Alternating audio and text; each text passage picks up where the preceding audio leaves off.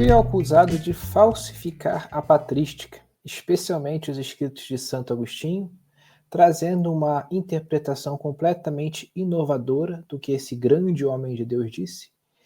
E aquele que se opôs à minha interpretação foi o dono do canal Arena Católica, um canal muito pequeno, que inclusive tem menos inscritos do que o meu, e que, por alguma razão, se incomodou bastante com o meu vídeo sobre Agostinho, em que eu abordei especialmente a fala de Agostinho, na qual ele manifesta que não creria no Evangelho se não fosse pela autoridade da Igreja Católica. E aquele a quem eu vou reagir é esse rapaz aqui, eu não sei o nome dele. Esse é o primeiro vídeo que eu assisto do canal Arena Católica. Ele levantou alguns questionamentos à minha abordagem, questionamentos esses que envolvem até mesmo ataques à minha pessoa, como alguém que usa de desonestidade intelectual, alguém que fala do que não sabe. E hoje eu vou aproveitar essa ocasião não apenas para responder esse rapaz, como para dar aos irmãos um certo background para compreender o tema da patrologia. Eu compreendo perfeitamente que em um vídeo de 15 minutos, como foi o meu vídeo sobre Agostinho, é necessário simplificar muitas coisas. Porque como você faz um vídeo enxuto, você evita toda uma complexidade. Você é mais incisivo, mais direto ao ponto, mas já vou me adiantando que não me retrato de absolutamente nada do que eu disse naquele vídeo. E ao longo dessa explanação ficará claro o porquê eu não me retrato de nada. Peço que você que acompanha meu conteúdo já deixe aí o seu like, compartilhe esse vídeo com o máximo de pessoas que você puder, faça a minha resposta chegar, especialmente a católicos romanos que têm achado que minha abordagem ela é desonesta, porque não é. Então eu vi esse ataque aí desse rapaz com uma coisa muito séria. Algumas pessoas vieram nos comentários, me atacaram, e eu não acho que isso é uma boa prática. É possível que eu esteja errado em alguma das coisas que eu falei. É possível, todos nós somos falíveis, mas eu o faço procurando ser consistente.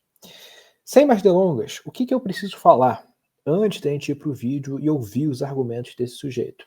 A patrologia é um tema muito complexo e é um tema que, diga-se de passagem, quem foi que desenvolveu? Não foram os católicos romanos. Embora hoje você tenha eruditos católicos romanos em patrologia, essa ciência foi desenvolvida especialmente por protestantes. Boa parte do que os católicos romanos hoje possuem quanto à patrística só foi possível mediante esforços de protestantes. O próprio termo patrologia foi criado pelo teólogo luterano Johann Gerhard e deu título a uma obra póstuma desse teólogo, que tinha exatamente esse nome, Patrologia, e foi publicado em 1653, ou seja, muito tempo atrás. Então, enquanto os papistas não estavam nem aí para a patrologia, para a patrística, ou tinham pouco interesse no assunto, os protestantes, desde os primórdios, expressavam grande interesse na igreja primitiva.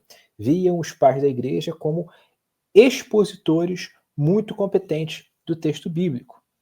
E um detalhe que vocês vão ver é que esse react meu vai ser bem diferente dos outros.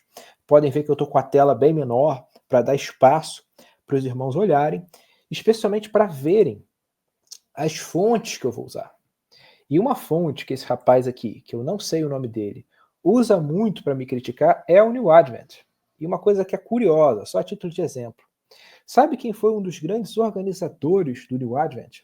Foi esse cara aqui, ó, Philip Schaff. Olha quantas obras, ó, foram editadas por ele.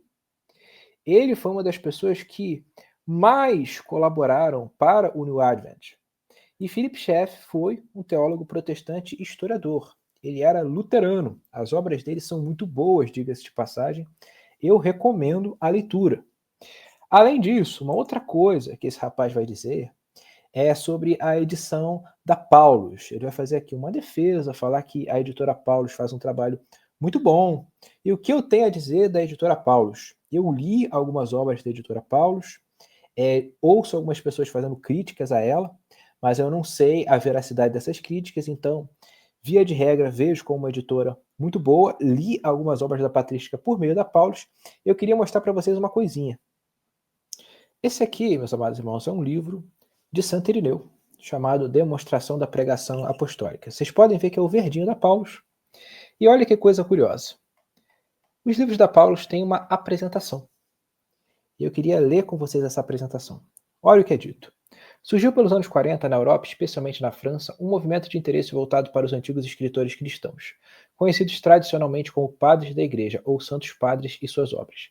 Esse movimento, liderado por Henri de Lubac e Jean Danielou, deu origem à coleção Sources Chrétiennes, hoje com centenas de títulos, alguns dos quais com várias edições. Com o Concílio Vaticano II, ativou-se em toda a Igreja o desejo e a necessidade de renovação da liturgia, da exegese, da espiritualidade, da teologia a partir das fontes primitivas. Surgiu a necessidade de voltar às fontes do cristianismo. Esse interesse que vocês veem nos apologistas católicos romanos na patrística é uma coisa recente. Aqui, o próprio editor da Paulus reconhece que isso surgiu a partir dos anos 40. Você teve um burburinho na Europa de retorno às fontes, mas especialmente após o Vaticano II. Então eu vejo as pessoas no meio católico romano criticando o Vaticano II muitas vezes, alguns veem como um concílio protestante, mas o Vaticano II foi justamente o que aqueceu a Igreja de Roma para voltar às fontes, para voltar à patrística, exatamente como os protestantes fizeram outrora. Logo, quando você vê esses papistas atacando a gente, falando que a gente não sabe patrística, que o protestantismo não tem base na patrística, eles estão assinando um atestado de ignorantes, porque a patrologia deve muito a protestantes. Eu vou seguir aqui um pouco mais, ele é uma coisa interessante, ó, que, a meu ver, é uma grande lucidez do editor da Paulus. Olha o que é dito. No Brasil, em termos de publicação das obras destes autores antigos, pouco se fez. A Paulus Editora procura agora preencher esse vazio existente em língua portuguesa. Nunca é tarde ou fora de época para rever as fontes da fé cristã, os fundamentos da doutrina da Igreja, especialmente no sentido de buscar nelas a inspiração atuante, transformadora do presente. Não se propõe uma volta ao passado através da leitura e estudo dos textos primitivos como remédio ao saudosismo. Ao contrário, procura-se oferecer aquilo que constitui as fontes do cristianismo para que o leitor as examine, as avalie e colha o essencial, o espírito que as produziu. Cabe ao leitor, portanto, a tarefa do discernimento. Olha que coisa interessante que o editor da Paulus está dizendo. É necessário discernimento quando você lida com a patrística. E hoje, infelizmente, o que muitos papistas fazem? Eles não usam de discernimento. Eles usam citações fora do contexto, que algumas vezes são interpolações ou algumas vezes são passagens que são mal interpretadas. E assim isso gera muito ruído, isso gera necessidade de explanações, de respostas, como esse caso, enquanto o estudo da patrística é algo extremamente complexo, como a gente vai mostrar aqui nesse react. Esse react aqui vai ser longo, tá, pessoal? Então, vocês que querem uma resposta mais aprofundada, vocês vão ter aqui. Sem mais delongas, vamos lá ouvir o que esse sujeito tem a dizer. Então, eu tenho um livro só da Paulus físico, o resto geralmente tem mais PDF aqui. Mas, Paulo, se você quiser me mandar os livros, aí eu vou agradecer bastante. Mas, pessoal, justamente esse tema da patrística, vem esse vídeo aqui desse cidadão, né? Hoje, dono Brasil. É um negócio engraçado, porque esse vídeo aqui, essa pessoa que está aparecendo atrás de vocês, claramente ele nunca leu nada de Santo Agostinho na vida dele. Evidentemente, ele nunca abriu uma obra de Santo Agostinho, ele não conhece. É prática. Eu não queria estar utilizando esse tipo de palavreado, mas é típico desses apologistas aí, protestantes do YouTube, que é tudo palpiteiro. Os caras não conhecem aquilo que eles estão falando. Aqui não quero fazer um ataque pessoal contra você, Agostinho, mas é só uma constatação. É puro palpite. Você não conhece Santo Agostinho, você nunca leu, cara. Se você tivesse lido. Só um detalhe, tá, pessoal? Ele aqui fala que eu nunca li Agostinho, presume isso, né? Porque não tem como ele saber. Mas eu li muitas obras de Agostinho. Eu li tudo que Agostinho escreveu? Não. Mas na época em que eu ainda era um filocatólico, eu me interessei pelo bispo de Hipona, que era vendido, de fato, como um grande santo da Igreja Católica Apostólica Romana. E eu fui ler, e eu me deparei, mesmo nas edições da Paulus, com um Agostinho bem diferente do que Pinto. E você vê que o Agostinho de Hipona é justamente a maior base da reforma protestante. João Calvino, Lutero, eram leitores ávidos de Agostinho de Hipona e deram voz a Agostinho num período em que a autoridade desse homem enquanto um expositor da palavra foi eclipsada por outras visões de mundo, especialmente decorrentes do humanismo da Renascença, que era antitético a uma cosmovisão cristã. No que tange a passagem de debate, que vocês vão ver eu travando com esse sujeito, vocês verão que, embora ele vá fazer algumas críticas ao que eu trouxe, as críticas dele não afetam em nada a minha argumentação. Eu sei que você está curioso para isso, então vamos que vamos, né? Você não teria gravado um vídeo desse daqui. É hilário, que vocês vão ver aqui hoje. Mas, enfim, bora pro vídeo, pessoal. E a gente vai ver se Santo Agostinho era, de fato, um solo escriturista ou não. Eu não creio no evangelho. O detalhe é que o objetivo desse vídeo não era mostrar que Agostinho era solo escriturista. Era mostrar que ele era mais aderente ao protestantismo, o que não é só a escritura. É uma série de outras questões. Mas os papistas, como sempre, vão tentar reivindicar Agostinho a seu favor. Será mesmo que o meu vídeo não foi suficiente para pelo menos deixar claro que você não pode ter Agostinho como um papista a partir daquela citação? Vamos ver. Você não devassa a autoridade da Igreja Católica. Provavelmente, mundo, eles admitem que essa simples frase de Agostinho é suficiente para que nós admitamos que a Igreja é superior à própria palavra de Deus, que é nessa frase exemplificada com os evangelhos. Será mesmo verdade? Não, primeiro de tudo, você já começou com espantalho, cidadão. Ninguém nunca disse isso. Eu nunca vi ninguém dizendo que a Igreja é superior às Escrituras. Olha, eu já escutei isso da boca de muitas pessoas. Inclusive, uma delas é o padre Paulo Ricardo, que já disse isso de diversas maneiras. Isso está errado de acordo com o Catecismo da Igreja Católica Apostólica Romana? Sim, só que tem um porém. Eu vou explicar mais à frente que isso não está tão errado assim. Por mais que você, eu não sei o nome desse rapaz, pense que é um absurdo falar isso. Isso não é um absurdo. Isso é uma necessidade epistemológica.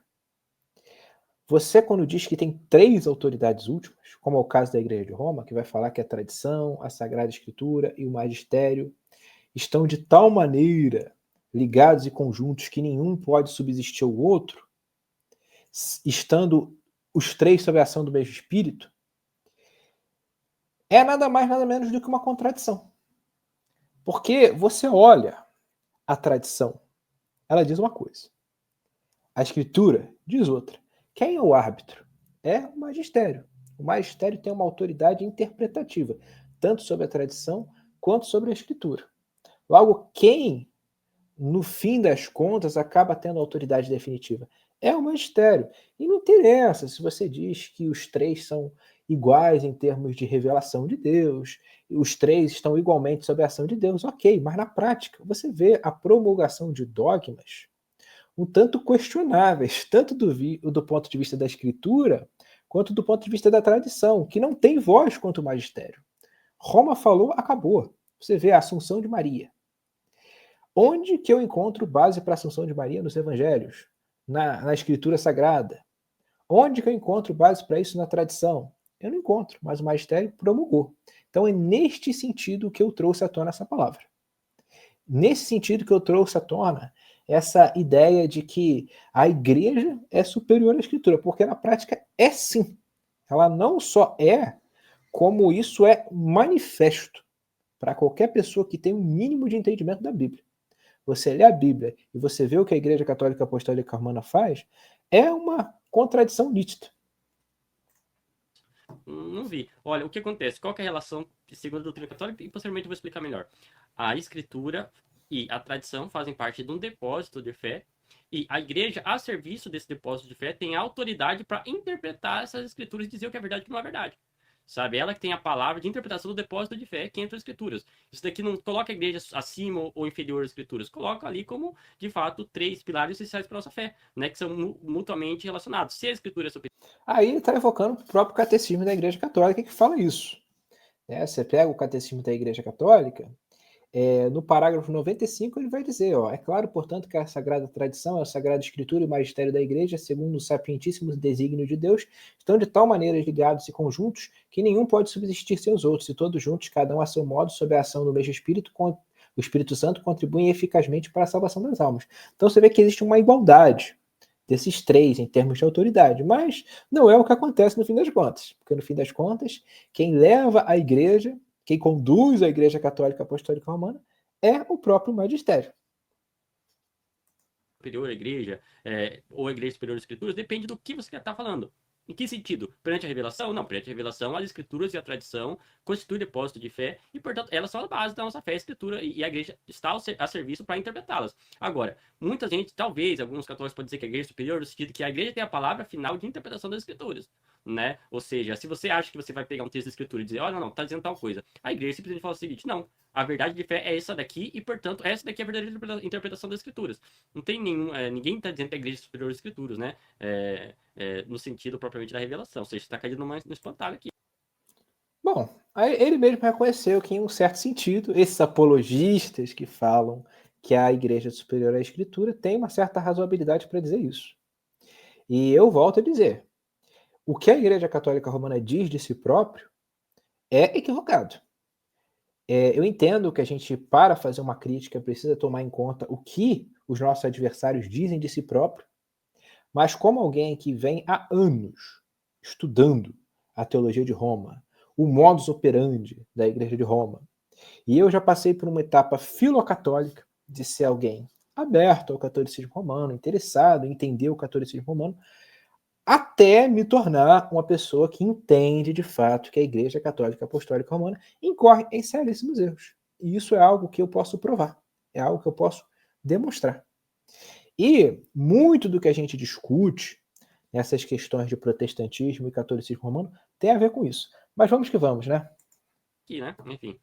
Os papistas nunca fazem, quando eles usam a sua apologética cada vez mais beligerante contra o protestantismo, é trazer o contexto das citações dos pais da igreja. E é exatamente é os católicos que não trazem o contexto. Olha que loucura. É a inversão total aqui da situação, né? É os protestantes que geralmente também você vê que nesse vídeo aqui eles vão falsificar o contexto. E vocês vão ver, presta atenção. Então ele vai mostrar qual é o contexto, presta atenção. Vamos começar a fazer neste vídeo. Vejam bem o que Agostinho diz antes de dizer essa frase. Abre aspas. Quando eu tiver louvado o que creio e tiver escarnecido o que creis. Então, olha isso daqui. Ele diz que Santo Agostinho diz isso daqui antes daquela frase. Vamos ver mesmo? Olha aqui, pessoal, eu tô aqui com o texto, eu traduzi, né, pela New Advent. Eu sei que eu tenho segredo, vou traduzir em português para vocês, que é o seguinte, ó. Contra a Epístola Fundamental de Maniqueu, né, de Santo Agostinho. Olha onde tá aquela frase de Santo Agostinho, né, de que eu não queria, né, no Evangelho, se não me levasse a autoridade da Igreja Católica. Está aqui, ó. Está no capítulo 5, parágrafo 6. Olha aqui, essa frase aqui. Agora, onde tá aquele texto que ele falou que está antes dessa frase aqui? Prestem atenção. Lembrando, ó, parágrafo 6. Olha onde que tá o texto dele. Olha aqui, pessoal. Está aqui, ó. Esse texto aqui, que está no parágrafo 17 do capítulo 14. Ou seja, está no capítulo 14. Eu vou colocar o parágrafo. Parágrafo 17 está aquela frase que ele leu ali, ó. Né? E relembrando, aquela frase que ele para vocês, né? Está aqui no capítulo 6. Né? Aliás, parágrafo 6. E relembrando, pessoal, o texto que os católicos citam está aqui, ó. No parágrafo 6. É esse texto aqui. E onde está o que ele citou? No parágrafo 17. Ou seja, você percebe que o texto está vários parágrafos depois quando nem é mais o assunto que está sendo tratado. Vamos por etapas. Ele abriu o site do New Advent e mostrou que o texto que eu trouxe está depois, e não antes, como eu havia dito. Por que isso aconteceu? Eu segui um expositor de Agostinho, que é João Calvino. João Calvino, nas suas Institutas, diz exatamente isso. Portanto, Agostinho não está aqui ensinando que a fé dos piedosos está fundada na autoridade da igreja, nem entende que daí dependa a certeza do evangelho, o que eu defendo, mas está simplesmente ensinando que para os infiéis não haveria nenhuma certeza do evangelho para que sejam daí ganhos para Cristo, a não ser que o consenso da igreja os force. Agostinho ele era um conciliarista. Ele não entendia uma primazia da Igreja Católica Apostólica Romana, no sentido da Igreja de Roma, sobre as outras igrejas. Ele entendia que o concílio, né, que o consenso é que detém o poder. E olha o que João Calvino continua a dizer. E isto ele confirma um pouco antes, não de forma obscura, falando assim: quando eu tiver louvado o que creio e tiver escarnecido o que creis, o que pensas que devemos julgar? O que devamos fazer, se não desertarmos aqueles que nos convidam a conhecer coisas seguras e depois ordenam que creiamos coisas incertas e sigamos aqueles que antes nos convidam a crer o que ainda não somos capacitados a ver, de sorte que, feitos mais ousados pela própria fé, façamos jus a entender o que cremos, estando a afirmar e iluminar-nos interiormente não mais o espírito dos homens, mas o próprio Deus. Isso aqui eu estou admitindo. Eu segui o pensamento de João Calvino. E ele chega com ares triunfantes, como se eu tivesse errado. Isso é necessariamente um erro? Não. Calvino certamente tinha esse escrito de Agostinho, mas nós podemos dizer que ele deliberadamente falsificou? Não podemos dizer. Por quê? Como eu disse anteriormente, patrologia é um assunto um tanto complexo. Você tem manuscritos passando de mão em mão. Alguns de vocês estão cientes da crítica bíblica. Como que a crítica bíblica ela questiona alguns textos dos evangelhos, das escrituras. Você pega, às vezes, escritores que vão falar que a segunda epístola de Pedro não é de Pedro por causa do estilo de escrita, coisas do tipo, vão ficar questionando. E eu posso dizer para vocês, meus amados irmãos, em termos de evidência, a Bíblia é o livro mais fidedigno de toda a história da humanidade. Não existe nenhum livro tão fidedigno quanto a Bíblia. Agora, o mesmo se aplica para os escritos dos pais apostólicos? Não. Você tem manuscritos e você tem cópias de manuscritos. Cópias conflitantes. Então, isso que a gente vê no debate entre os manuscritos da Bíblia é muito mais complexo e acirrado no que toca aos escritos dos pais. Então, Calvino colocou essa citação antes e não depois. Nós temos uma outra referência, que é o site do New Advent, para ter uma perspectiva diferente. Ok. E que bom que a gente tem vários manuscritos para comparar. Mas o que é mais importante nessa circunstância? Independente do texto estar antes ou depois, qual é a interpretação de Calvino? Primeira questão, como Calvino interpreta esse texto? E segundo, essa forma como Calvino interpreta esse texto é razoável? Porque se João Calvino ele interpretou o texto de uma maneira verossímil com o que ele tinha naquela época, e se essa interpretação continua verossímil hoje, em que a manuscriptologia evoluiu, se desenvolveu, hoje nós temos muito mais recursos para questionar as fontes do que antes. Isso é o que importa. Vamos ver se ele vai conseguir mostrar que a interpretação que eu trouxe está errada. A partir desse esse ponto aqui, Santo Agostinho está tratando propriamente de exegese das escrituras, não está nem mais naquele assunto. Ou seja, você percebe, o cara ele falsifica o contexto, ele diz que essa frase aqui, que está no parágrafo 17, é antes do parágrafo 6, e tenta dizer que ele vai mostrar o contexto verdadeiro. Então, como é que se leva a sério? Desculpa falar, mas isso daqui é coisa de palpiteiro. Claramente o cara não leu do que ele está falando. Ele claramente não leu o texto que ele está falando. Cara, é de ficar pasmo com esse tipo de coisa que esses caras fazem na internet. É de ficar pasmo mesmo. Enfim, continuando. Fala, então. Bom, ele falou que eu falsifiquei o contexto. E eu já expliquei qual a complexidade dessa questão toda dos manuscritos. E um outro detalhe que eu preciso levar em conta, e vocês que estão me criticando ou eventualmente observando todo esse debate, toda essa discussão, é o seguinte: João Calvino foi atacado de todos os lados pelos seus oponentes papistas. E epicureus, libertinos, outros, que de toda forma o atacavam. Ele não foi atacado por distorcer esse contexto.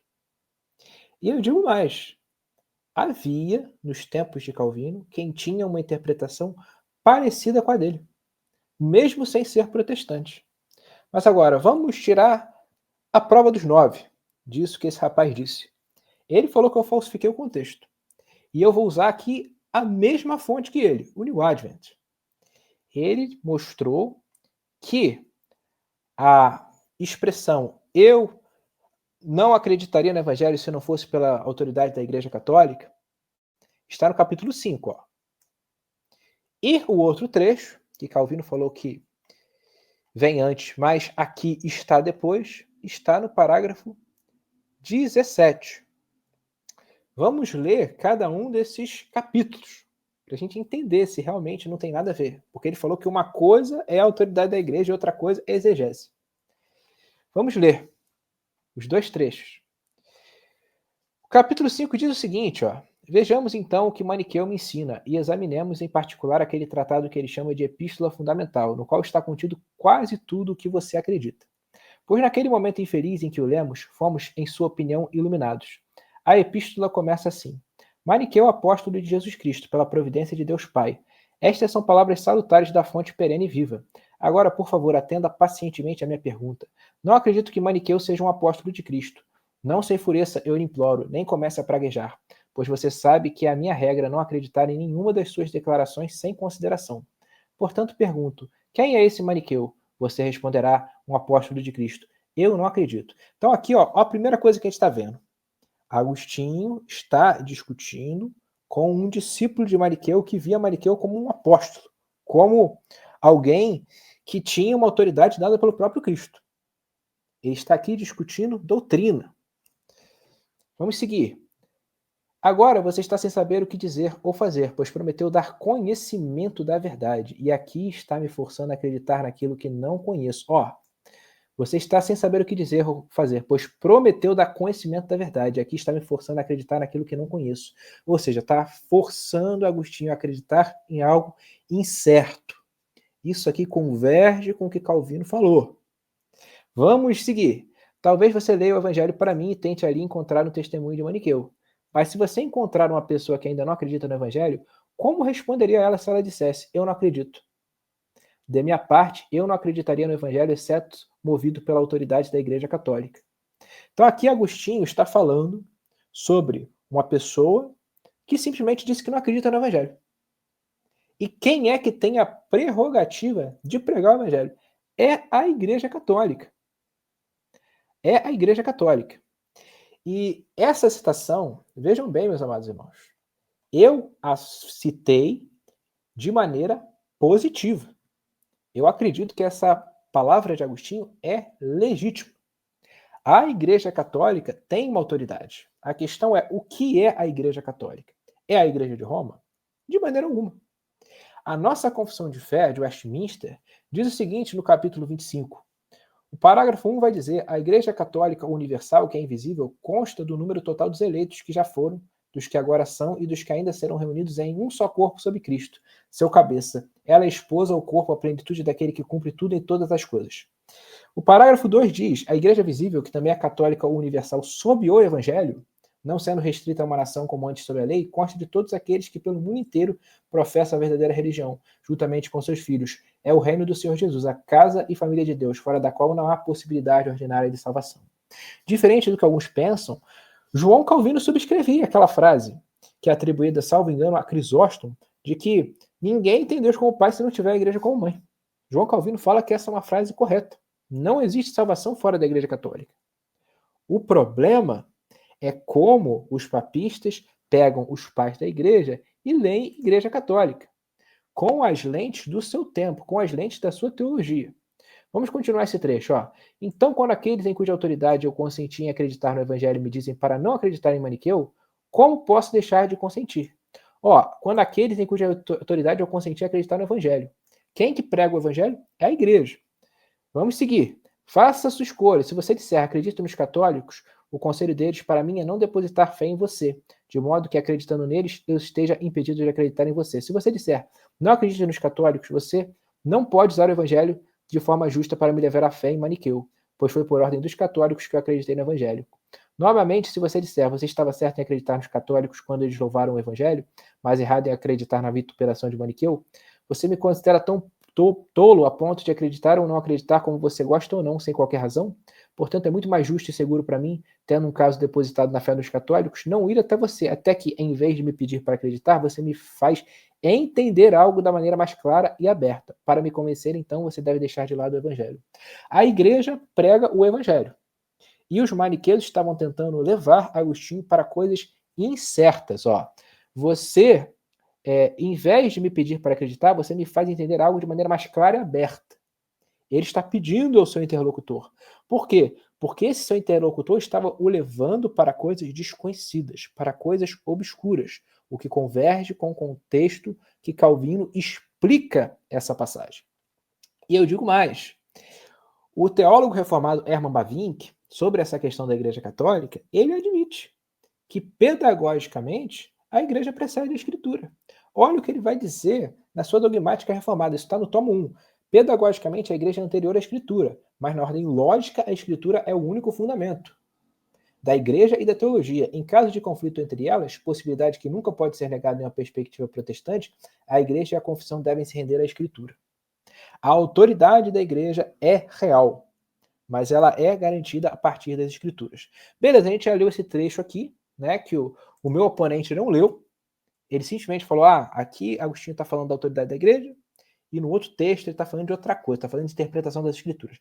Vamos ver se o parágrafo 17 está falando de interpretação das Escrituras. O capítulo 14 vai dizer o seguinte: em seguida, se a fé é o que se exige de mim, eu preferiria me ater à Escritura, que me diz que o Espírito Santo veio e inspirou os apóstolos, a quem o Senhor havia prometido enviá-lo.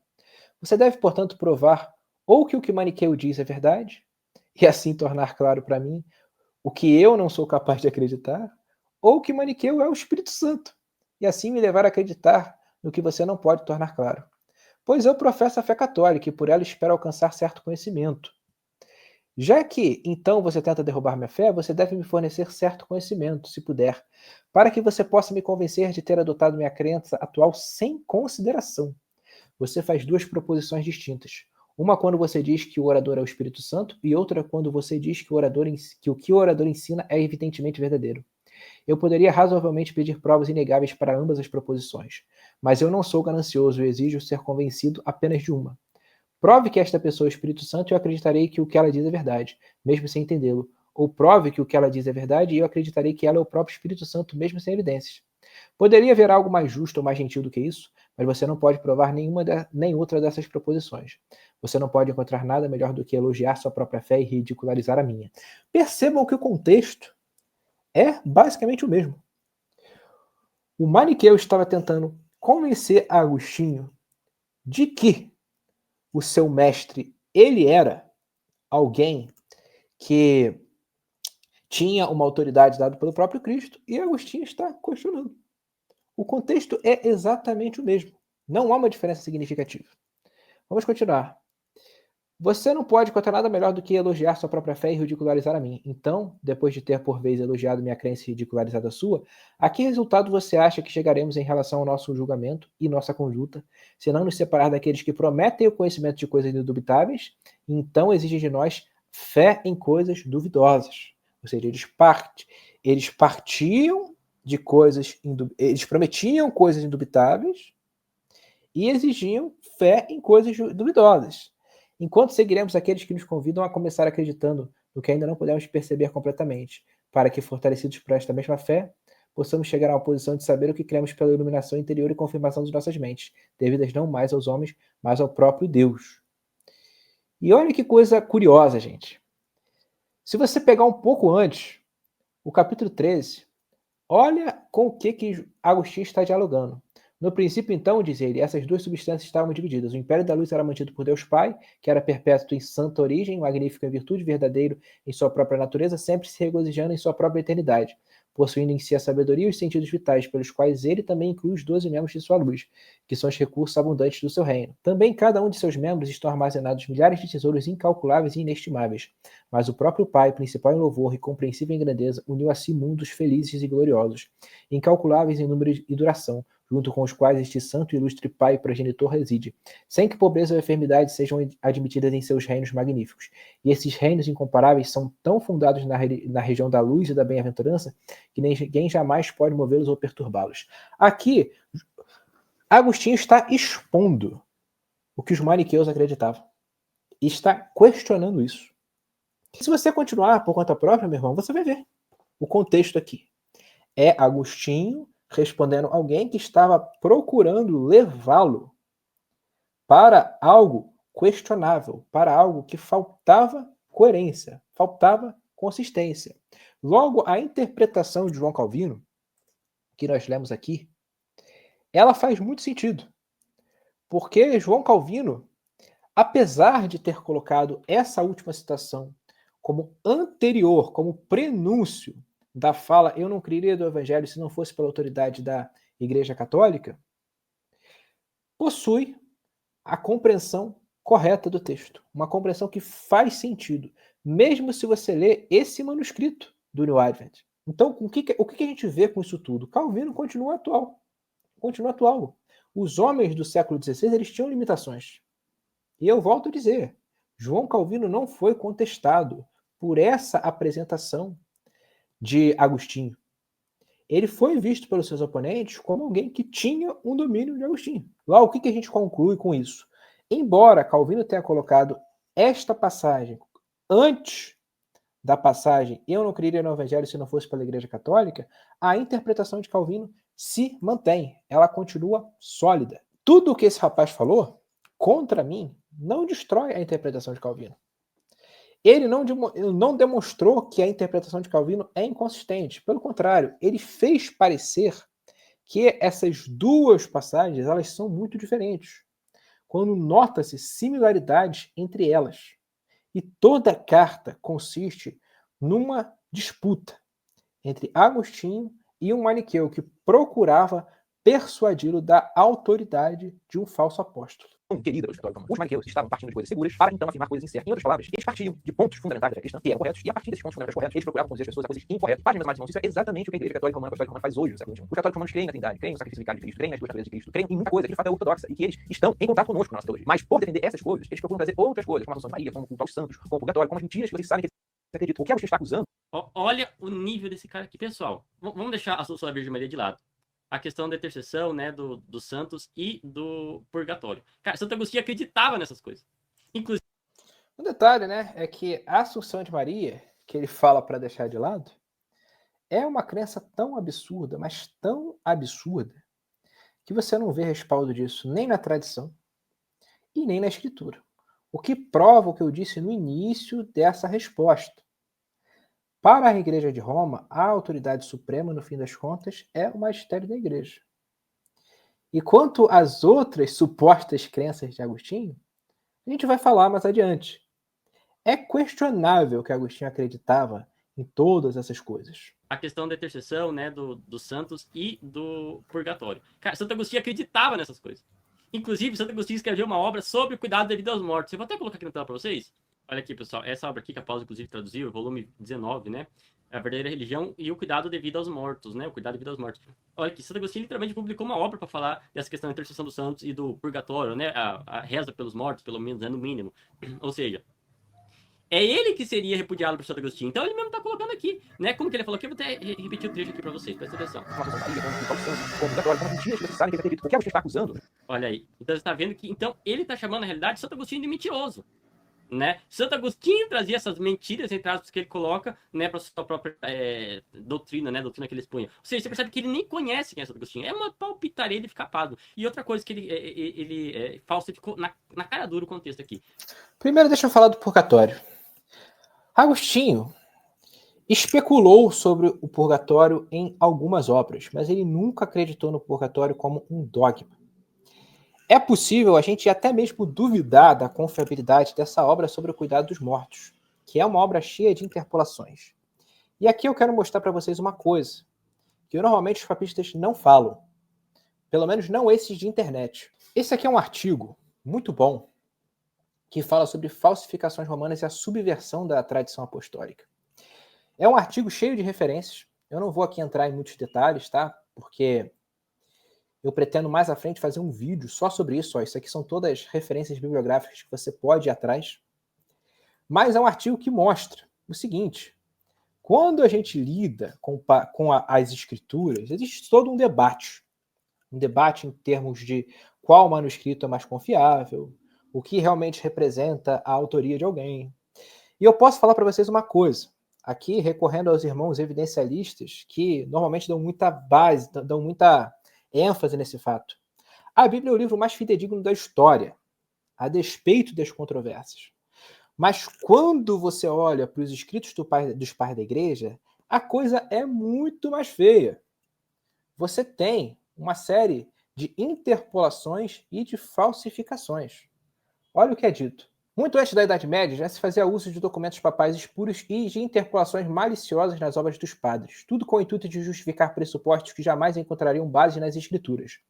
No século III, por exemplo, Estevão, bispo de Roma, tentou impor uma primazia sobre as demais igrejas, apelando para uma suposta sucessão de Pedro, reivindicação que foi veementemente rejeitada pelos bispos da África, especialmente durante a controvérsia sobre o batismo dos hereges. Aí aqui ele vai falar, né, de casos em que há falsificações claras. Mas como a gente está falando de Agostinho, e de novo eu recomendo que vocês leiam esse artigo, vamos para Agostinho. O pai da igreja que foi mais falsificado, sem dúvida, foi Santo Agostinho. A sua autoridade na tradição ocidental era tão grande que bastava atribuir uma sentença para que esta ganhasse status quase canônico. Nós sabemos que Santo Agostinho é uma autoridade enorme para a teologia ocidental. Toda a teologia ocidental, seja católica romana, seja protestante, vai e vê em Agostinho uma grande autoridade. Muitas obras pseudepígrafas circulavam em seu nome, especialmente durante a Idade Média. Textos monásticos, tratados ascéticos e até trechos teológicos espúrios foram amplamente disseminados como se fossem dele. Isso gerou confusão teológica e foi usado tanto por místicos quanto por romanistas para dar respaldo a doutrinas que o próprio Agostinho, em sua teologia autêntica, jamais defenderia. Devido a todos os escândalos sendo expostos, a Igreja Católica Romana decidiu criar uma comissão, algo semelhante ao Ministério da Verdade dos regimes militares totalitários, com a justificativa de corrigir os escritos dos padres da Igreja e de outros autores antigos. O pretexto era o de remover heresias interpoladas nos manuscritos. Mas o verdadeiro objetivo era muito mais nefasto, suprimir toda e qualquer expressão que contradissesse os dogmas romanistas, ou que, de algum modo, favorecesse os ensinos redescobertos pela Reforma Protestante. Aí aqui abaixo, ó, segue alguns dos ensinamentos suprimidos das obras de Agostinho, que o Index Romano declarou inaceitáveis e exigiu que fossem removidos das edições. Olha aqui, aqui tem várias coisas que Agostinho falou que foram removidas dos textos de Agostinho. E aqui abaixo, ó, o purgatório não é encontrado nas escrituras. Então você vê que eu aqui não estou batendo o pé e falando que toda a obra sobre o cuidado dos mortos é uma falsificação. Mas esse debate existe em torno dessa obra. E aqui, ó, a fonte, que você pode ir atrás. Mas mesmo que Agostinho tenha falado sobre um estado diferenciado para as pessoas que morrem, ele nunca afirmou isso como dogma. E eu digo mais, em certas ocasiões, ele disse precisamente o contrário, como nós vamos ver. Essa aqui é a homilia de número 10. Olha o que Agostinho diz no parágrafo 9, no finalzinho do parágrafo 9. Estou usando o New Advent, que eu sei que é uma fonte que o rapaz da Arena Católica pelo menos aceita. Quanto ao homem que viveu está morto, sua alma é levada às pressas para outros lugares, seu corpo é sepultado, e se essas palavras são cumpridas ou não, não faz diferença para ele. Ele agora tem algo mais a fazer, ou algo mais a sofrer. Ou no seio de Abraão, ele se alegra, ou no fogo eterno. Ele anseia por uma gota d'água, enquanto seu cadáver jaz insensível no sepulcro. E, no entanto, as últimas palavras do moribundo são guardadas. O que devem esperar aqueles que não guardam as últimas palavras daquele que está sentado no céu, que vê do alto se são desprezados ou não? As palavras daquele que disse: Saulo, Saulo, por que me persegues, que contabiliza até o juízo tudo o que vê sofrer os seus membros? Aqui Agostinho está falando que existem 2 destinos para o homem apenas, não 3, não o purgatório. Ou você vai para o seio de Abraão e você se alegra, ou você vai para o fogo eterno. Então aqui não tem terceira opção. Logo, o que a gente pode concluir?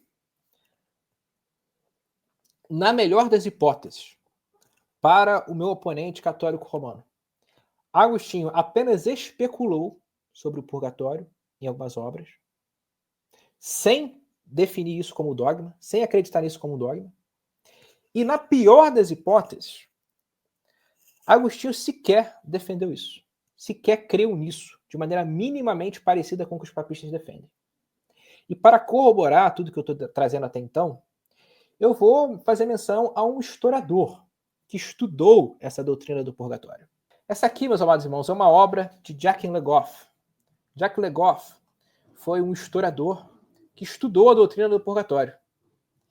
E ele vai defender nessa obra aqui que o purgatório ele foi criado muito depois do tempo de Agostinho como doutrina. Olha o que ele diz: propõe-me seguir a formação secular desse terceiro lugar desde a tradição judaico-cristã antiga, mostrar seu nascimento no momento da expansão do Ocidente medieval, na segunda metade do século XII, e o rápido sucesso ao longo do século seguinte. Por fim, tentarei explicar por que está intimamente ligado a esse grande momento da história da cristandade e como atuou de maneira decisiva para a aceitação ou entre os hereges para a recusa no seio da nova sociedade, resultante da prodigiosa expansão dos 2 séculos e meio que se seguiram ao ano 1000. Olha o que ele vai falar aqui abaixo. Eu destaquei uma citação, ó. Quando o purgatório se instala na crença da cristandade ocidental entre aproximadamente 1150 e 1250, de que se trata? Aqui, ó, ele está colocando um intervalo de tempo em que o purgatório se tornou dogma, foi estabelecido muitos séculos depois de Agostinho. É além é um além intermediário onde certos mortos passam por uma aprovação que pode ser abreviada pelos sufrágios, a ajuda espiritual dos vivos. Para que se chegasse até aqui, foi necessário um longo passado de ideias e de imagens, de crenças e de atos, de debates teológicos e provavelmente de movimentos nas profundezas da sociedade que dificilmente percebemos. Então a gente vê aqui como que o purgatório foi construído muito depois. Então não haveria possibilidade de Agostinho crer nisso como um dogma de fé essencial. A Igreja Católica Apostólica Romana hoje torna o purgatório um dogma essencial. E, na melhor das hipóteses, para o Arena Católica, Agostinho especulou sobre o tema. Sendo que essa é a melhor das hipóteses, sem tomar em conta o fato de que isso pode ter sido uma interpolação, pode ter sido uma adulteração. Sem você ter em mente isso, você não pode falar de patrologia. Então, o Arena Católica está lidando com algo muito mais complexo, muito mais desafiador do que ele pensa. Vamos continuar. Que é o seguinte, que o Santo Agostinho está criticando os maniqueus por partir de pontos seguros, né, para introduzir outras coisas, né, que não não são seguras. Só que não é isso que o Santo Agostinho está dizendo naquela obra ali. Eu vou até pegar o trecho aqui para vocês. Olha aqui, pessoal, a Epístola dos Maniqueus, capítulo 4, né, verso 5. Olha o que está dizendo na Epístola, né, no parágrafo 5. Pois na Igreja Católica, para não falar da sabedoria mais pura, cujo conhecimento alguns homens espirituais alcançam nesta vida, de modo conhecê-la, na medida mais escassa, na verdade, porque são apenas homens, ainda sem qualquer incerteza, já que o resto da multidão deriva toda sua segurança, não na agudeza do intelecto, mas da simplicidade da fé, para não falar desta sabedoria, que você não acredita estar na Igreja Católica, né, ou seja, o adversário, há muitas outras coisas que me mantêm com muita justiça em seu seio. O consentimento dos povos e nações me mantém na igreja. Assim, também a sua autoridade, inaugurada por milagres, nutrida pela esperança, criada pelo amor, estabelecida pela idade. A sucessão dos sacerdotes me mantém, começando pela própria cadeira do apóstolo Pedro, a quem o Senhor, depois de sua ressurreição, deu a incumbência de apacentar suas ovelhas, até o atual episcopado. E assim, por último, o próprio nome de católico, que não sem razão, em meio a tantas heresias, a igreja, de modo que, embora todos os hereges queiram ser chamados de católicos, quando um estranho pergunta onde a Igreja Católica se reúne, nenhum herege se aventurará a apontar para sua própria capela ou casa. Tais, então, em número e importância, são os preciosos laços pertencentes ao nome cristão que mantém um crente na Igreja Católica, como é justo que devam, embora pela lentidão de nosso entendimento ou pela pequena realização de nossa vida. A verdade possa ainda não se revelar completamente. Mas com você, onde não há nenhuma dessas coisas para me atrair ou manter, a promessa da verdade é a única coisa que entra em jogo. Agora, se a verdade é tão claramente provada a ponto de não deixar possibilidade de dúvidas, ela deve ser colocada antes de todas as coisas que me mantêm na Igreja Católica. De novo. Agora, se a verdade é tão claramente provada a ponto de não deixar possibilidade de dúvida, ela deve ser colocada antes de todas as coisas, né, nas razões, né, que ele está falando nas razões que me mantêm na Igreja Católica. Mas se há apenas uma promessa sem qualquer cumprimento, ninguém me moverá da fé que liga minha mente com laços tão muitos e tão fortes à religião cristã. E ele continua falando, pessoal, só que o texto fala o seguinte: Santo Agostinho, na realidade, é o oposto que ele está falando. Ele está falando o seguinte: olha, os maniqueus, eles aceitam parte das escrituras, né, na sua própria.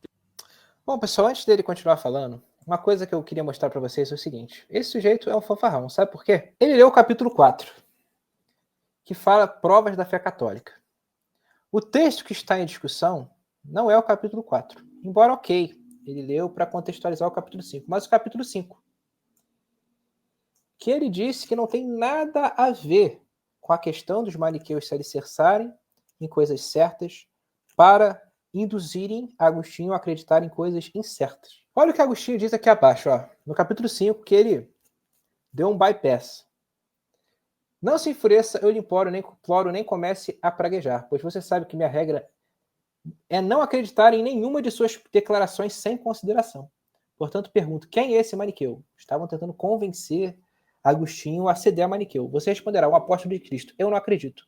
Agora, você está sem saber o que dizer ou fazer, pois prometeu dar conhecimento da verdade. E aqui está me forçando a acreditar naquilo que não conheço. Ou seja, o maniqueu estava forçando Agostinho a acreditar naquilo que era incerto, porque ele não conhecia. Logo, qual foi o nosso ponto de decisão, de debate, de discussão? Ele falou, você pegou uma citação que era antes, depois, e uma não tem nada a ver com a outra.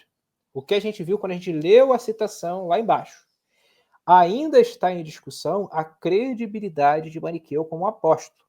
Então, a credibilidade de Maniqueu como apóstolo está presente tanto no capítulo 5, quanto naquele parágrafo lá de baixo, em que está a citação que eu trouxe, e falei que era antes.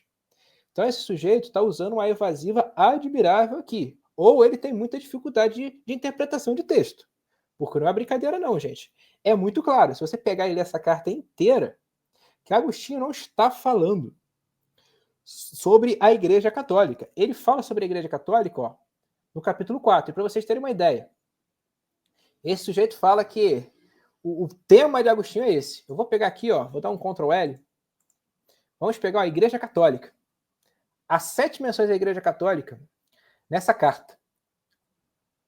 5 dessas citações ao termo Igreja Católica estão no capítulo 4, que ele acabou de ler. As outras duas, ó, uma está no capítulo 5, que é a passagem em discussão. De minha parte, eu não acreditaria no Evangelho, exceto movido pela autoridade da Igreja Católica. E outra, ó, só está no capítulo 8, em que ele diz: por que então, pergunto novamente, vocês deveriam protestar contra a doutrina da Igreja Católica de que aquele em quem a sabedoria divina veio nasceu de uma virgem, quando não hesitam em afirmar o nascimento por geração ordinária daquele em quem dizem ter vindo o Espírito Santo. Olha o que Agostinho está fazendo nessa outra citação aqui. Ele está falando da doutrina da Igreja Católica e descrevendo, ó, de que aquele em quem a sabedoria divina veio nasceu de uma virgem, quando não hesitam em afirmar o nascimento por geração ordinária de Cristo, ou seja, negando a concepção miraculosa de nosso Senhor Jesus Cristo. Então esse sujeito está me acusando de não ter lido a carta e falado coisas sem procedência, mas a interpretação de Calvino supera a que ele apresenta, que é uma interpretação enviesada para o entendimento católico apostólico romano. Vamos continuar. Interpretação, só que eles ignoram que a interpretação correta, a segurança da nossa fé é dada pela interpretação da igreja. É isso que Santo Agostinho está falando de toda a carta. Toda essa introdução inicial, né, e até posteriormente, Santo Agostinho vai falar o seguinte: olha, vocês estão errados porque vocês interpretam a Bíblia do jeito, mas a interpretação correta está na segurança da interpretação da Igreja Católica. A Igreja Católica nos possibilita estar seguros na fé. É isso que o Santo Agostinho está falando. Ou seja, o cara inverteu totalmente a conversa. Ele inverteu tudo, como se na realidade o seguro mesmo fosse as escrituras e aquilo que a igreja pregasse não fosse seguro, se fosse acréscimos, mentira que ela adicionava posteriormente. Ou seja, o cara tá literalmente falsificando o pensamento do Santo Agostinho aqui. E tipo, isso daqui não é um negócio nem que você precisa ler muito. Ele tá explicitamente falando isso daqui. Você vê que ele não quer ler as coisas direito, né? Aí vai falar que eu interpretei errado. E eu mostrei claramente. Eu peguei lá o Ctrl L, botei Igreja Católica. As maiores menções da Igreja Católica estão no capítulo 4, que ele leu convenientemente, para querer dizer que todo o texto é sobre isso, quando é muito claro que o texto está discutindo a autoridade de Maniqueu. Eu nem entrei na questão de escritura sagrada nesse texto, Oriana Católica. Eu nem fiz menção a isso. O que eu quis explicar nesse texto é que os maniqueus eles partiam de coisas seguras para afirmar coisas incertas. O que a gente vê aparece no trecho que eu citei, embora ele esteja depois nessa formulação do New Advent, e também se encontra no capítulo 5. O capítulo 5, que é o capítulo que está em discussão, mostra claramente que os maniqueus eles estavam tentando levar Agostinho a admitir coisas que ele não conhecia, ou seja, coisas incertas. Então basta você ter um pouco de bom senso, você ter um cuidado de ler o texto, ao invés de chegar com ares triunfantes de a menção que você fez usando a versão de Calvino está errada. Sendo que, eu volto a dizer, a gente não sabe qual é o manuscrito que Calvino tinha nas mãos, quando ele escreveu os Institutos. E segundo, Calvino não foi atacado nesse aspecto. Ele que foi atacado por papistas em muitos outros aspectos. Mas vamos continuar, que agora ele vai entrar nessa parte da minha menção a Calvino. Aqui em toda a carta. Cara, é de ficar pasmo com o que esses caras fazem na internet com a patrística. É de ficar pasmo. Enfim. Pessoal, sobre isso daí, aquela citação, você vê que a primeira citação que ele fez aqui, ele não colocou nem como que é? Nem a referência. Por quê? Porque ele simplesmente está reproduzindo, ele está citando as citações que o Calvino fez, está citando o Calvino. Mas enfim, continuando. Como eu falei, a interpretação de Calvino, ela é uma interpretação coerente. O que precisa estar em jogo nessa discussão toda é o valor da interpretação de Calvino. Você simplesmente argumentar que eu estou errado porque no New Advent que você abriu, a citação vem depois, não é suficiente para eliminar minha argumentação. Não é suficiente para me refutar. Esse é que é o ponto. Mas vamos ver o que ele vai trazer adiante. Porque adiante eu já entro em como que Agostinho entendia a autoridade da Escritura Sagrada. Aí eu já uso uma outra obra. E vamos ver o que ele vai falar. A igreja, para o bispo de Roma, se baseia em um consenso. Agostinho não era uma pessoa que acreditava cegamente na autoridade da igreja de Roma, como muitos pintam por aí nas redes sociais. Ele era um conciliarista, ele acreditava que diante de questões complexas a igreja deveria sentar, se reunir e discutir problemas à luz das escrituras. Tá, aqui, pessoal, é engraçado uma coisa que ele comenta aqui. Cara, se Santo Agostinho fosse conciliarista, ele não é só escriturista. Acabou. Por que você está tentando provar que Santo Agostinho ele é o só escriturista, se você mesmo está falando que ele era um conciliarista? Então, qual que é o sentido que isso faz? E não, pessoal, agora eu vou explicar para vocês. Santo Agostinho, sim, no que se refere às questões ordinárias, né, na ordinariedade da vida da igreja, sim, geralmente ele falava da questão do concílio. Só que Santo Agostinho... Você vê como é que esse sujeito ele é ardiloso, né? Ele vai fazer uma diferenciação entre questões ordinárias e questões centrais. E não. Agostinho ele era um conciliarista, no sentido de que ele acreditava que, diante de uma questão complexa, a igreja deveria sentar, se reunir e decidir questões. Sobre sola escritura, esse sujeito não sabe o que é sola escritura. Porque o sola escritura é o entendimento de que a escritura sagrada é a autoridade absoluta. Você ser conciliarista é você acreditar no valor do concílio. A igreja se reunir com uma autoridade de fato estabelecida por Deus para deliberar questões. É assim que Agostinho pensava. É por isso que a interpretação de Calvino ela é tão adequada. Agostinho acreditava no consenso da igreja. Esse é o governo eclesiástico declarado nas Escrituras. Você ter presbíteros deliberando entre si. O modelo bíblico não é episcopal, como é o da Igreja de Roma. O episcopalismo ele surge muito a posteriori. A própria Igreja de Roma ela começou com um presbitério. Você tinha vários presbíteros. Não existia um bispo que era superior aos demais. O papado é um desenvolvimento muito posterior. A gente já falou sobre papado aqui. Eu tenho uma live inteira, né, contra um determinado papista falando sobre essa questão do papado, que eu vou deixar aqui na descrição desse vídeo. E você entender o valor do concílio não é de maneira inevitável o negar como sola escriturista. Inclusive, Earl J. Rushdoony expõe o próprio protestantismo como uma continuidade do movimento conciliar. Qual que era o grande objetivo do movimento conciliar na Idade Média? Retornar ao cristianismo primitivo. Ele procurou, de muitas maneiras, voltar à patrística, voltar ao tempo dos apóstolos. A Igreja de Roma, a partir do Concílio de Trento, se emancipou dessa perspectiva. Se emancipou. Ela, durante muito tempo, não deu valor para a patrística, como eu mostrei no início dessa resposta. A Igreja de Roma, ela passou a afirmar a tradição. E quando ela afirmava a tradição, é o que ela diz que é tradição. Não é os pais da Igreja. Somente para, após o Concílio Vaticano II, retornar, como eu li na edição da Paulus, o cristianismo primitivo, procurando assim reformar a liturgia, tornar mais acessível os leigos terem acesso aos ministérios, como era na igreja primitiva. Então, o Vaticano II, com todos os seus erros, que eu já condenei muitas vezes aqui, já fiz várias críticas aqui, está mais próximo de um impulso em direção à patrística do que o tradicionalismo, que se apega à autoridade da igreja cegamente, sem levar em conta essas nuances. Mas se esse sujeito ele tem dificuldade de entender esses pontos, aí é que ele não vai entender uma tradição diferente, que é o protestantismo. Para você compreender o protestantismo, eu vivo dizendo isso. E isso serve para o meu público também. Você tem que ler símbolos de fé, você tem que ler os reformadores, você tem que se aprofundar no entendimento daquilo que foi estabelecido a partir da reforma. A reforma, como eu já defendi várias vezes aqui, e já mostrei fontes, ela não gerou um subjetivismo, mas ela gerou a confessionalidade. E o que é a confessionalidade? É uma continuidade do conciliarismo. Porque como que as confissões de fé foram feitas? Vocês acham que um sujeito lá ia fazer a confissão de fé naquilo lá? Não. Você tinha uma assembleia. Eu uso a título de exemplo a Assembleia de Westminster. Os covenantes se juntaram, discutiram, né, durante 4 anos para fazer a confissão de fé de Westminster.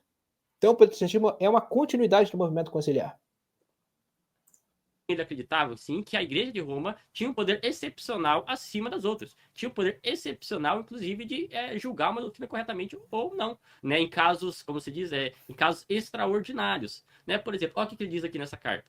Pessoal, estou aqui com a carta 43 de Santo Agostinho. Olha o que ele vai dizer aqui no parágrafo 7, né?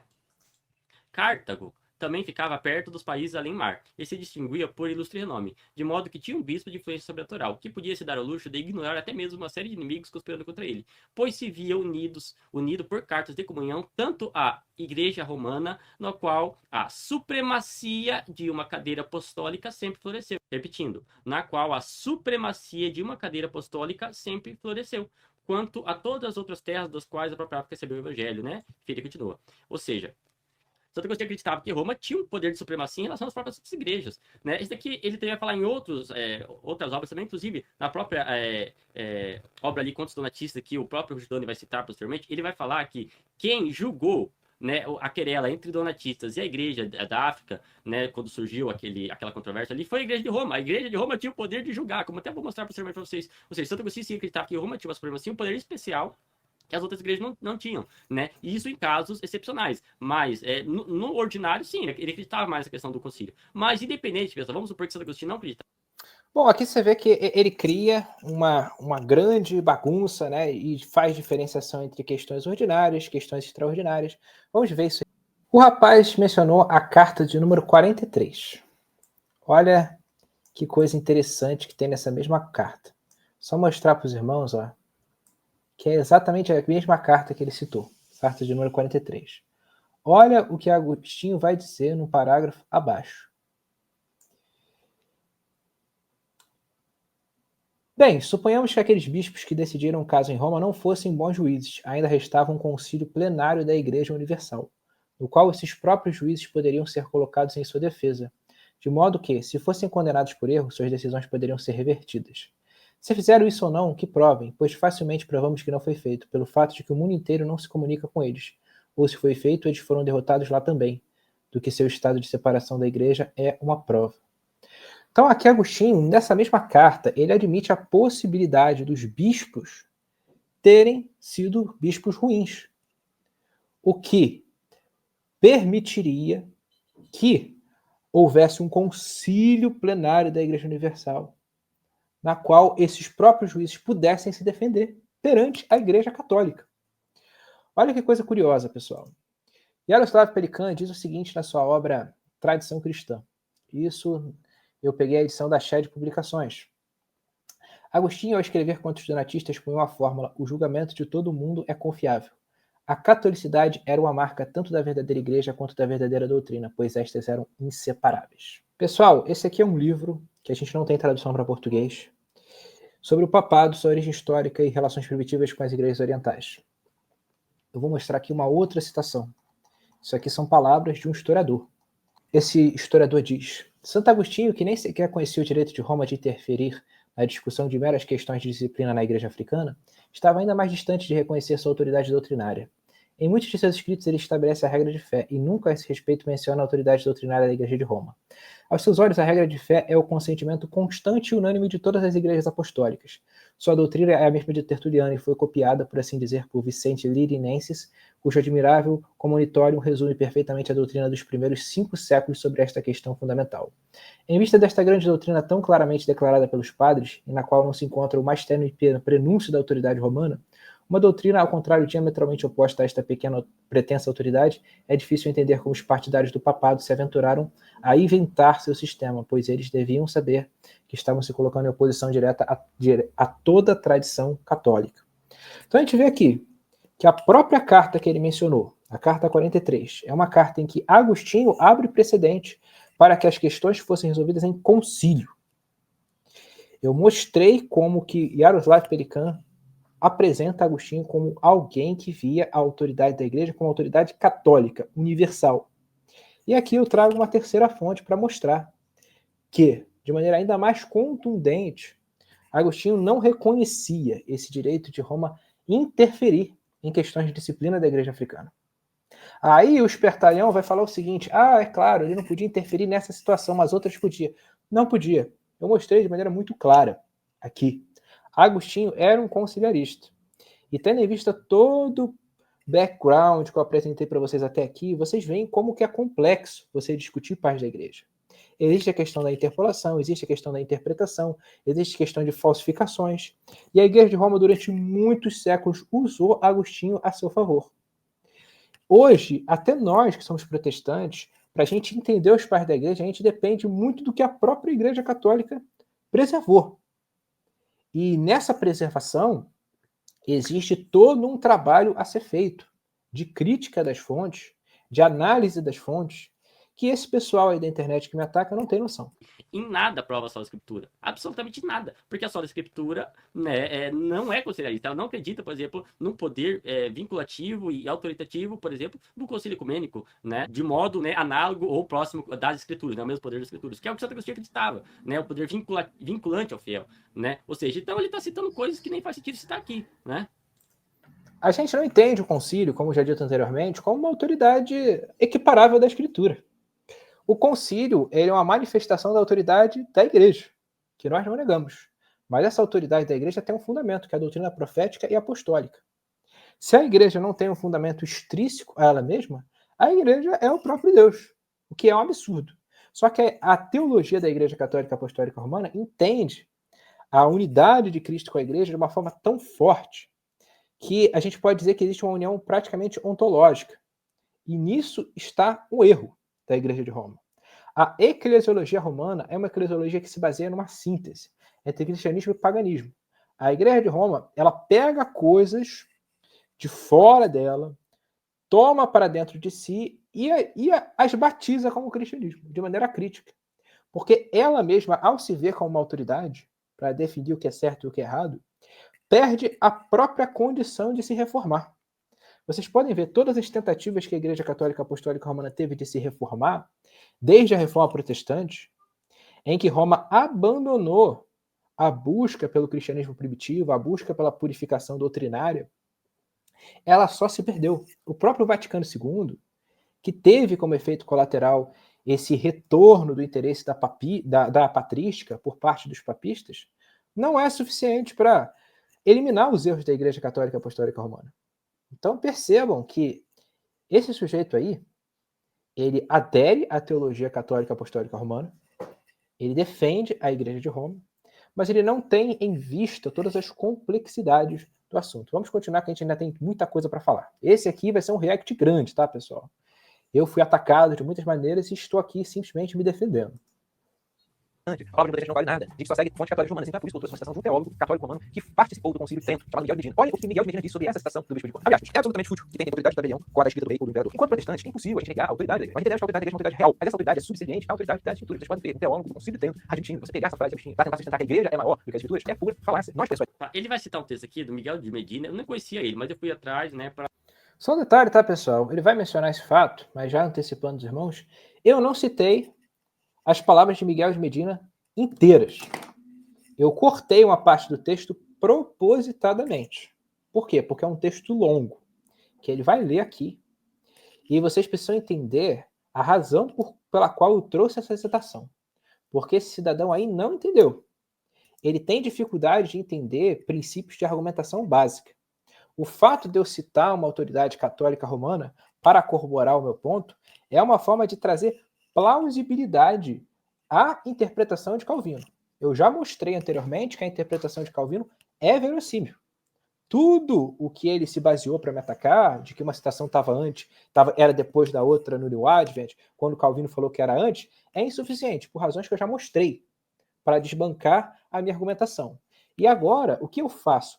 Eu peguei uma interpretação de um cardeal da Igreja Católica Apostólica Romana que participou do Concílio de Trento para mostrar que a interpretação de Calvino não era uma coisa absurda.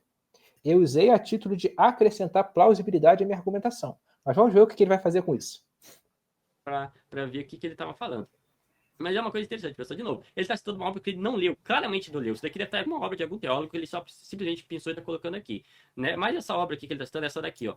Ó, é essa obra aqui, né? É Christiane Paranensis Sive Directa in Deum Fide Libris Septem, né? 7 livros, enfim. Daí ele vai citar essa página aqui. Desculpa pelo latim, né? Não falo latim. Olha só, pessoal, é essa daqui, Directa in Deum Fide, né? Essa página aqui que eu trouxe para vocês, essa página aqui, né? Que vai estar esses textos aí. Olha só, pessoal, eu traduzi aqui esse trecho, né? Tá aqui nesse trecho aqui, final. Olha o que o texto vai estar dizendo. Primeiramente, sim, pessoal, ele está dizendo aqui que a igreja não tem uma autoridade maior que as escrituras. Mas isso daí, sim, está correto. Ele faz citar isso daqui porque não é essa doutrina da igreja católica. A igreja católica não prega que ela é superior às escrituras. Ele está batendo no espantalho, né? Mas, ó, então ele vai citar toda... Embora eu tenha explicado muito bem aqui que, na prática, o que acontece na igreja de Roma é isso. Na prática, a Igreja de Roma, ela entende a autoridade do magistério como superior à da Escritura, tendo em vista que o magistério é que tem a prerrogativa para interpretar as Escrituras. Diferente de nós protestantes, o católico romano não entende que a autoridade da Igreja é estabelecida a partir da Escritura. Eles entendem que tanto a tradição, quanto a Escritura, quanto o magistério estão em pé de igualdade, são revelação. Mas, como é uma impossibilidade você ter 3 autoridades supremas, no fim das contas o que aparece é a autoridade suprema da igreja, como alguns apologistas católicos romanos dizem, de maneira explícita, diferente desse sujeito. Mas vamos ver o que ele vai falar dessa citação. Aquele texto que ele estava lendo ali, mas olha o que o cara não vai citar. O que esse mesmo texto aqui, Miguel de Menina, vai dizer o seguinte, ó. O notário público da tabelião mostram que esta ou aquela escritura é do rei. E assim o mostram, de modo que lhe damos tanta fé quanto os negócios humanos exigem. Quem, porém, é tão insensato que compara a autoridade do tabelião com a autoridade de um escrito real ou imperial? Do dito de Agostinho, portanto, não se pode deduzir outra coisa senão o que afirmamos anteriormente, a saber que tanto o discernimento dos livros canônicos quanto a sua interpretação, e consequentemente nos dogmas da sagrada religião, presta atenção, a resolução final de nossa fé deve ser feita na igreja, não porque ela seja de maior autoridade que a escritura, mas porque tem a promessa do Espírito para que em nenhum momento desses pontos possa errar. É literalmente aquilo que a própria doutrina da igreja católica prega hoje, não tem diferença nenhuma. Mas, de novo, repetindo, né, a resolução final de nossa fé deve ser feita na igreja. Inclusive, né, tá em conformidade com o que o Santo Agostinho pregava. Então ele tá citando um texto que eu não sei para quê, de novo, só para se mostrar, vai ver, sei lá. De fato, está em conformidade com o que Santo Agostinho falava. Só que você admitir isso é você admitir que a interpretação de João Calvino estava correta. Porque João Calvino falou exatamente isso, com exceção do último fato de que a igreja ela tem autoridade para definir os livros da Bíblia. Isso Calvino não falou. Mas quando Miguel de Medina fala que a citação de Agostinho não pode ser usada para você afirmar a igreja acima das escrituras, ele está alinhado com Calvino. Eu vou fazer o seguinte, gente. Eu vou ler essa citação inteira com vocês. Galera, esse aqui é o script do meu vídeo sobre Agostinho. Ó, Agostinho protestante romanista. Ou romanista. E aqui está a citação de Miguel de Medina. É absolutamente fútil que tentem persuadir que a autoridade da igreja é maior do que a das escrituras a partir dessa declaração de Agostinho. O que Calvino falou. Isso aqui, ó, tá perfeitamente alinhado com Calvino. Devido ao fato de a igreja exibir as escrituras e exercer poder de discerni-las dos escritos falsos, se extrai daí a fraca conclusão de que essa autoridade é superior às mesmas escrituras. Isso aqui ele está atacando o quê? Católicos romanos. Ele não está atacando protestantes nessa citação. Se assim fosse, aquele que me apontasse o rei dentre as multidões teria de ser considerado como tendo maior autoridade do que o próprio rei, ou a lei mosaica, que era um indicador do status de Cristo e do Evangelho, seria de maior autoridade do que Cristo, ou o Evangelho de Cristo, que é totalmente absurdo. João Batista prestou testemunho de Cristo, pois foi o homem que Deus enviou para prestar testemunho da luz, a fim de que todos pudessem crer por meio dele, mas ele certamente não era maior do que Cristo, nem igual a ele. Moisés e Elias deram testemunho, junto à nuvem e à voz do céu, de que Cristo era o Messias, e que todos os mortais deveriam ouvi-lo como mestre do céu, mas eles certamente não eram maiores do que Cristo, nem iguais a eles. Então aqui, ó, isso aqui que ele falou é perfeitamente alinhado com o entendimento protestante. Da mesma maneira que João Batista foi o arauto de Cristo, a igreja é arauta de Cristo. Nós somos embaixadores de Cristo, parafraseando aqui o apóstolo Paulo. Agora vamos à parte que ele mencionou. Por fim, a estrela, os pastores, os sábios, Ana e Simeão, os quais testemunharam de Cristo para que ele fosse reconhecido por todos como o Redentor da raça humana e o verdadeiro Messias, não são superiores ao próprio Cristo. Admito, ainda que a igreja é nossa causa para acreditar que este ou aquele livro é divino. Então aqui, ó, ele já está entrando no entendimento católico romano. Aí vem aquilo tudo que ele falou. No entanto, a igreja não disputa autoridade com essa mesma escritura, assim como a autoridade daqueles que deram testemunho de Cristo não deve de forma alguma ser comparada a Cristo. No tabelião, o escrivão público mostra que esta ou aquela é a escrita do rei. Ele mostra de tal forma que temos tanta confiança nele quanto os assuntos humanos exigem. No entanto, quem é tão louco a ponto de comparar a autoridade do tabelião com a escrita do rei ou do imperador? Olha que coisa interessante. A única coisa que o Miguel de Medina fala que é uma discordância com Calvino É isso, ó. Admito ainda que a igreja é nossa causa para acreditar que este ou aquele livro é divino. Isso aqui é um ponto de divergência que nós temos com Miguel de Medina. Porque os papistas acreditam que a igreja, ela é que declara quais livros são os corretos. Nós, protestantes, admitimos que esses livros são auto-autenticados. Os 66 livros da Bíblia protestante são auto-autenticados. E quando Miguel de Medina fala que a igreja não disputa autoridade com a escritura, ele faz uma analogia muito interessante. Ele faz a analogia da igreja com o tabelião e o escrivão público, enquanto a escritura é a escrita do rei. Eu pergunto para vocês, o que vale mais, a escrita do rei ou o tabelião? A escrita do rei, claramente. Então, esse sujeito, ele curiosamente vai falar que isso aqui é claramente o entendimento da Igreja Católica Apostólica Romana. E eu não estou dizendo que Miguel de Medina foi um mau católico, mas a interpretação dele, exceto esse pequeno fato de que ele admite que a igreja é a causa para você acreditar que este ou aquele livro é divino, está em consonância com Calvino. Então, o que eu fiz aqui? Eu utilizei uma autoridade da Igreja Católica Apostólica Romana para dar plausibilidade ao meu argumento, que, volto a dizer, não foi destruído. A questão entre nós espiritistas é, onde a igreja é encontrada? O que fazemos então? Vamos procurá-la em nossas palavras, quando falar de seu chefe, nosso Senhor Jesus Cristo. Eu considero que devemos procurá-la em suas palavras. Ele que é a verdade conhece melhor o seu próprio corpo. Isso está na obra sobre a unidade da igreja, que nós temos em português. Aqui, Agostinho defende explicitamente que uma verdadeira igreja, ela é igreja em conformidade com as palavras de Cristo. Onde estão as palavras de Cristo, meu Deus do céu? Nas escrituras sagradas. Logo, você quer atestar se você está na igreja verdadeira, você tem que olhar para essa igreja e comparar com as escrituras. Isso. Primeiro, ele parte do princípio, olha que loucura, que quando o texto diz palavras de Cristo, necessariamente se refere às escrituras. Não, naquele contexto, sim, estava falando das escrituras. Mas quando você fala palavras de Cristo, pode ser muito bem a tradição ou propriamente as escrituras.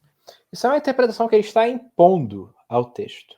O catolicismo romano entende que palavras de Cristo pode ser ou a escritura ou a tradição. Mas isso é uma imposição de um pressuposto nas palavras do pai da igreja. Vocês vão ver onde que ele vai chegar com isso aí.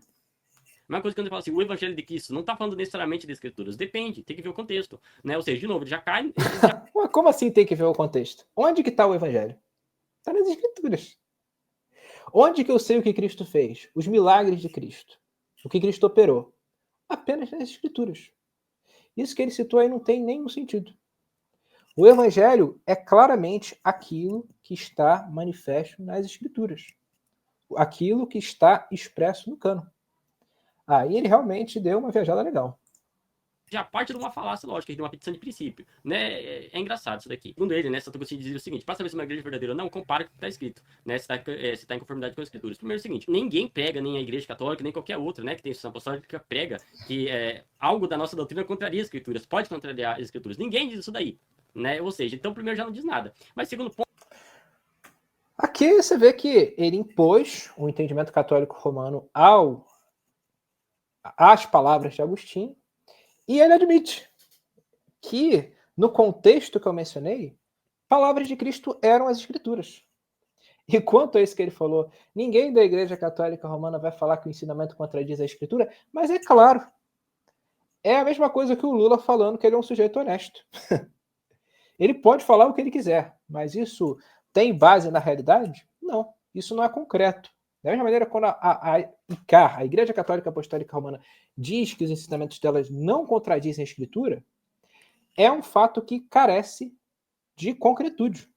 Você olha para a Assunção de Maria, você olha para o purgatório, você olha para a transubstanciação. Onde que isso está na Escritura? Isso não está nas Escrituras, claramente.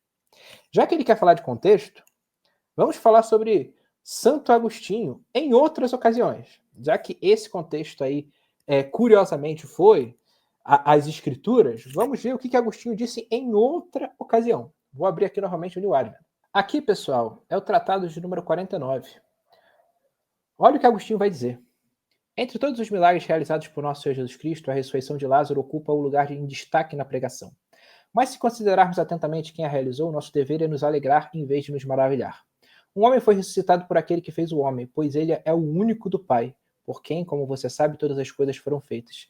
E se todas as coisas foram feitas por ele, que maravilha é que alguém tenha sido ressuscitado por ele, quando tantos são diariamente trazidos ao mundo por seu poder. É um feito maior criar homens do que ressuscitá-los dentre os mortos. No entanto, ele se dignou a criar e ressuscitar, a criar todos e a ressuscitar alguns. Pois, esse aqui é o ponto principal. Pois embora o Senhor Jesus Cristo, o Senhor Jesus, tenha feito muitos atos semelhantes, todos eles não são registrados. Assim como este mesmo São João Evangelista testifica, Cristo, o Senhor, disse e fez muitas coisas que não estão registradas, mas tais foram escolhidas para registro, como pareciam suficientes para salvação dos crentes. Olha que coisa profunda que Agostinho está falando. Ele está dizendo que tudo o que foi registrado dentre os feitos e milagres de Jesus é suficiente para a salvação. Aqui nós vemos de maneira explícita que Santo Agostinho está afirmando a suficiência das Escrituras para a salvação. Suficiência é um dos atributos da Escritura Sagrada. O entendimento protestante é exatamente esse. A Bíblia é suficiente em matéria de salvação. Logo, as coisas que não foram escritas, coisa que nenhum protestante nega que Jesus tenha feito milagres que não foram escritos, que os apóstolos tenham falado coisas que não foram escritas, talvez até escrito cartas que não chegaram até nós por alguma razão dentro da providência de Deus. Mas o fato de nem tudo que Cristo fez, que Cristo falou ter sido escrito, ou que os apóstolos escreveram ter sido preservado, é um empecilho para que nós sejamos salvos. A Escritura Sagrada é suficiente para a nossa salvação. O conteúdo dela é suficiente para a nossa salvação. Claro que é necessário a iluminação do Espírito Santo, a regeneração, a justificação, o ato divino, modergista, da justificação, para que nós sejamos salvos. Hermann Bavinck vai dizer que a salvação tem um princípio interior, que é o agir do Espírito em nós, e o princípio exterior, ou princípio externo, que é a nossa subserviência ao ensino da palavra de Deus. E quem ensina a palavra de Deus de maneira consistente? A igreja. A igreja tem uma autoridade para pregar. Nós estamos debaixo dessa autoridade. E existe uma outra citação de Agostinho sobre as Escrituras Sagradas, tão mais contundente que essa. Isso aqui está na obra de Agostinho, do Consenso Evangelical. É uma obra que eu não achei no New Advent, então eu encontrei em latim aqui, e eu mesmo pedi para traduzir aqui no chat GPT. E vocês podem conferir por si próprios. Olha o que é dito aqui nessa obra. Pois tudo que ele, Cristo, quis que lêssemos sobre seus feitos e palavras, ordenou que fosse escrito por eles, os evangelistas, como que por suas próprias mãos. Quando a gente tem a Escritura, a gente está lendo o que o próprio Cristo ordenou, e assim quis. Aquele que compreender essa comunhão de unidade e o ministério concorde dos membros em diferentes funções sob uma só cabeça, não receberá de outra forma o que leu no Evangelho pelos discípulos narradores de Cristo, do que se tivesse visto a própria mão do Senhor, que ele possuía em seu corpo, escrevendo. Por isso, vejamos antes como são aquelas coisas que pensam ser contrárias entre si os evangelistas, o que pode parecer assim para os que pouco compreendem, a fim de que, uma vez resolvidas essas questões, fique claro por este motivo também que os membros daquela cabeça conservaram não só a mesma opinião, mas também a harmonia na escrita, preservando a verdadeira concordância na unidade do próprio corpo. Então, isso aqui é Santo Agostinho falando sobre as Escrituras. É como se a gente lesse e ouvisse, no caso de ouvi-la sendo pregada, algo da mão do próprio Cristo, o próprio Cristo falando. Então, podemos admitir que sim, Santo Agostinho entendia as Escrituras Sagradas como uma autoridade absoluta. Ponto. Qual que é o contexto geral dessa situação que ele está fazendo aqui? É o seguinte: os donatistas cismaram e começaram a reproduzir os próprios documentos, né? Tanto que Santo Agostinho fala o seguinte: ó, vocês tentam provar pelo o que Donato diz, né? O que Pôncio diz, o que Prisciliano diz, né? Baseado nas suas, vocês dizem ter milagres para provar o que vocês dizem ter visões, vocês ao rezar pelos mortos, os mortos realizam os seus pedidos. Santo Agostinho está falando o seguinte: olha, tudo isso daí que vocês produzem, nós não aceitamos. Só que a nossa tradição da igreja, vocês simplesmente também não aceitam. Mas, né, vocês não aceitam, mas aquilo que vocês aceitam, que é em comum conosco, que são as escrituras, elas vão ser utilizadas aqui para provar qual igreja está em conformidade com o evangelho de Cristo verdadeiro. Porque é o seguinte, ele fala o seguinte: olha, cada igreja tem os seus próprios costumes locais. Esses costumes locais, mesma coisa que eu falei no último vídeo lá em relação ao São Basílio. Esses costumes locais, né, e nesse caso de cismáticos, de hereges mesmo, não podem ser utilizados, né, para decidir qual que é uma igreja verdadeira, porque esses costumes não são o mesmo de um costume da outra igreja. Não são o mesmo costume, por exemplo, da igreja. E isso foi em toda a cristandade. Você tem. igrejas surgindo com costumes diferenciados. Então, isso não é só no caso dos donatistas, Arena Católica. Isso é em todos os casos da cristandade. Você nunca vai poder fazer do costume algo arbitrário para você decidir uma questão. Você nunca vai poder reivindicar um costume específico como correto. Você precisa de um parâmetro, de uma autoridade absoluta. A Igreja de Roma hoje entende que essa autoridade absoluta é o magistério romano. Não interessa se eles falam que são 3 e que as 3 estão em consonância e harmonia, porque a própria realidade mostra que não estão. Não estão. Mas naquela época, o que Agostinho estava advogando? Que a escritura fosse o árbitro. Porque a escritura é algo que ambos os lados admitiam. E isso é válido para qualquer querela, não só para as dos donatistas. A igreja de Cartago. Não são o mesmo costume, por exemplo, da igreja de Roma, da de Constantinopla. Cada igreja tem seus costumes locais. Esses costumes não podem ser utilizados para afirmar uma regra de fé. E, principalmente ainda, os costumes de hereges, de escritos de hereges. Se o igreja fala o seguinte, não me importo com o que Prisciliano diz, com o que Donato escreve, com as suas visões, eu não me importo com isso daí. Mas eu me importo com uma coisa que vocês têm, as escrituras. Essas escrituras eu também aceito. Né? Da mesma forma que você não aceita a minha tradição, mas a minha escritura vocês também aceitam. Então, baseado nessas escrituras, que é unânime para todas as igrejas do mundo, vamos provar qual é a doutrina correta. A escritura, sendo o ponto de partida, como você falou, unânime a todas as igrejas do mundo, a doutrina dos apóstolos, ela foi preservada nos livros sagrados. A palavra de Deus é o fundamento a partir do qual a própria igreja se estrutura, ela se estabelece. Então, para você deliberar uma questão entre igrejas, você precisa reivindicar o que? A autoridade dos apóstolos. Eu não posso simplesmente, a partir da sucessão apostólica, dizer que a minha igreja está correta. Porque quem garante que o bispo da minha igreja, que a autoridade da minha igreja não apostatou?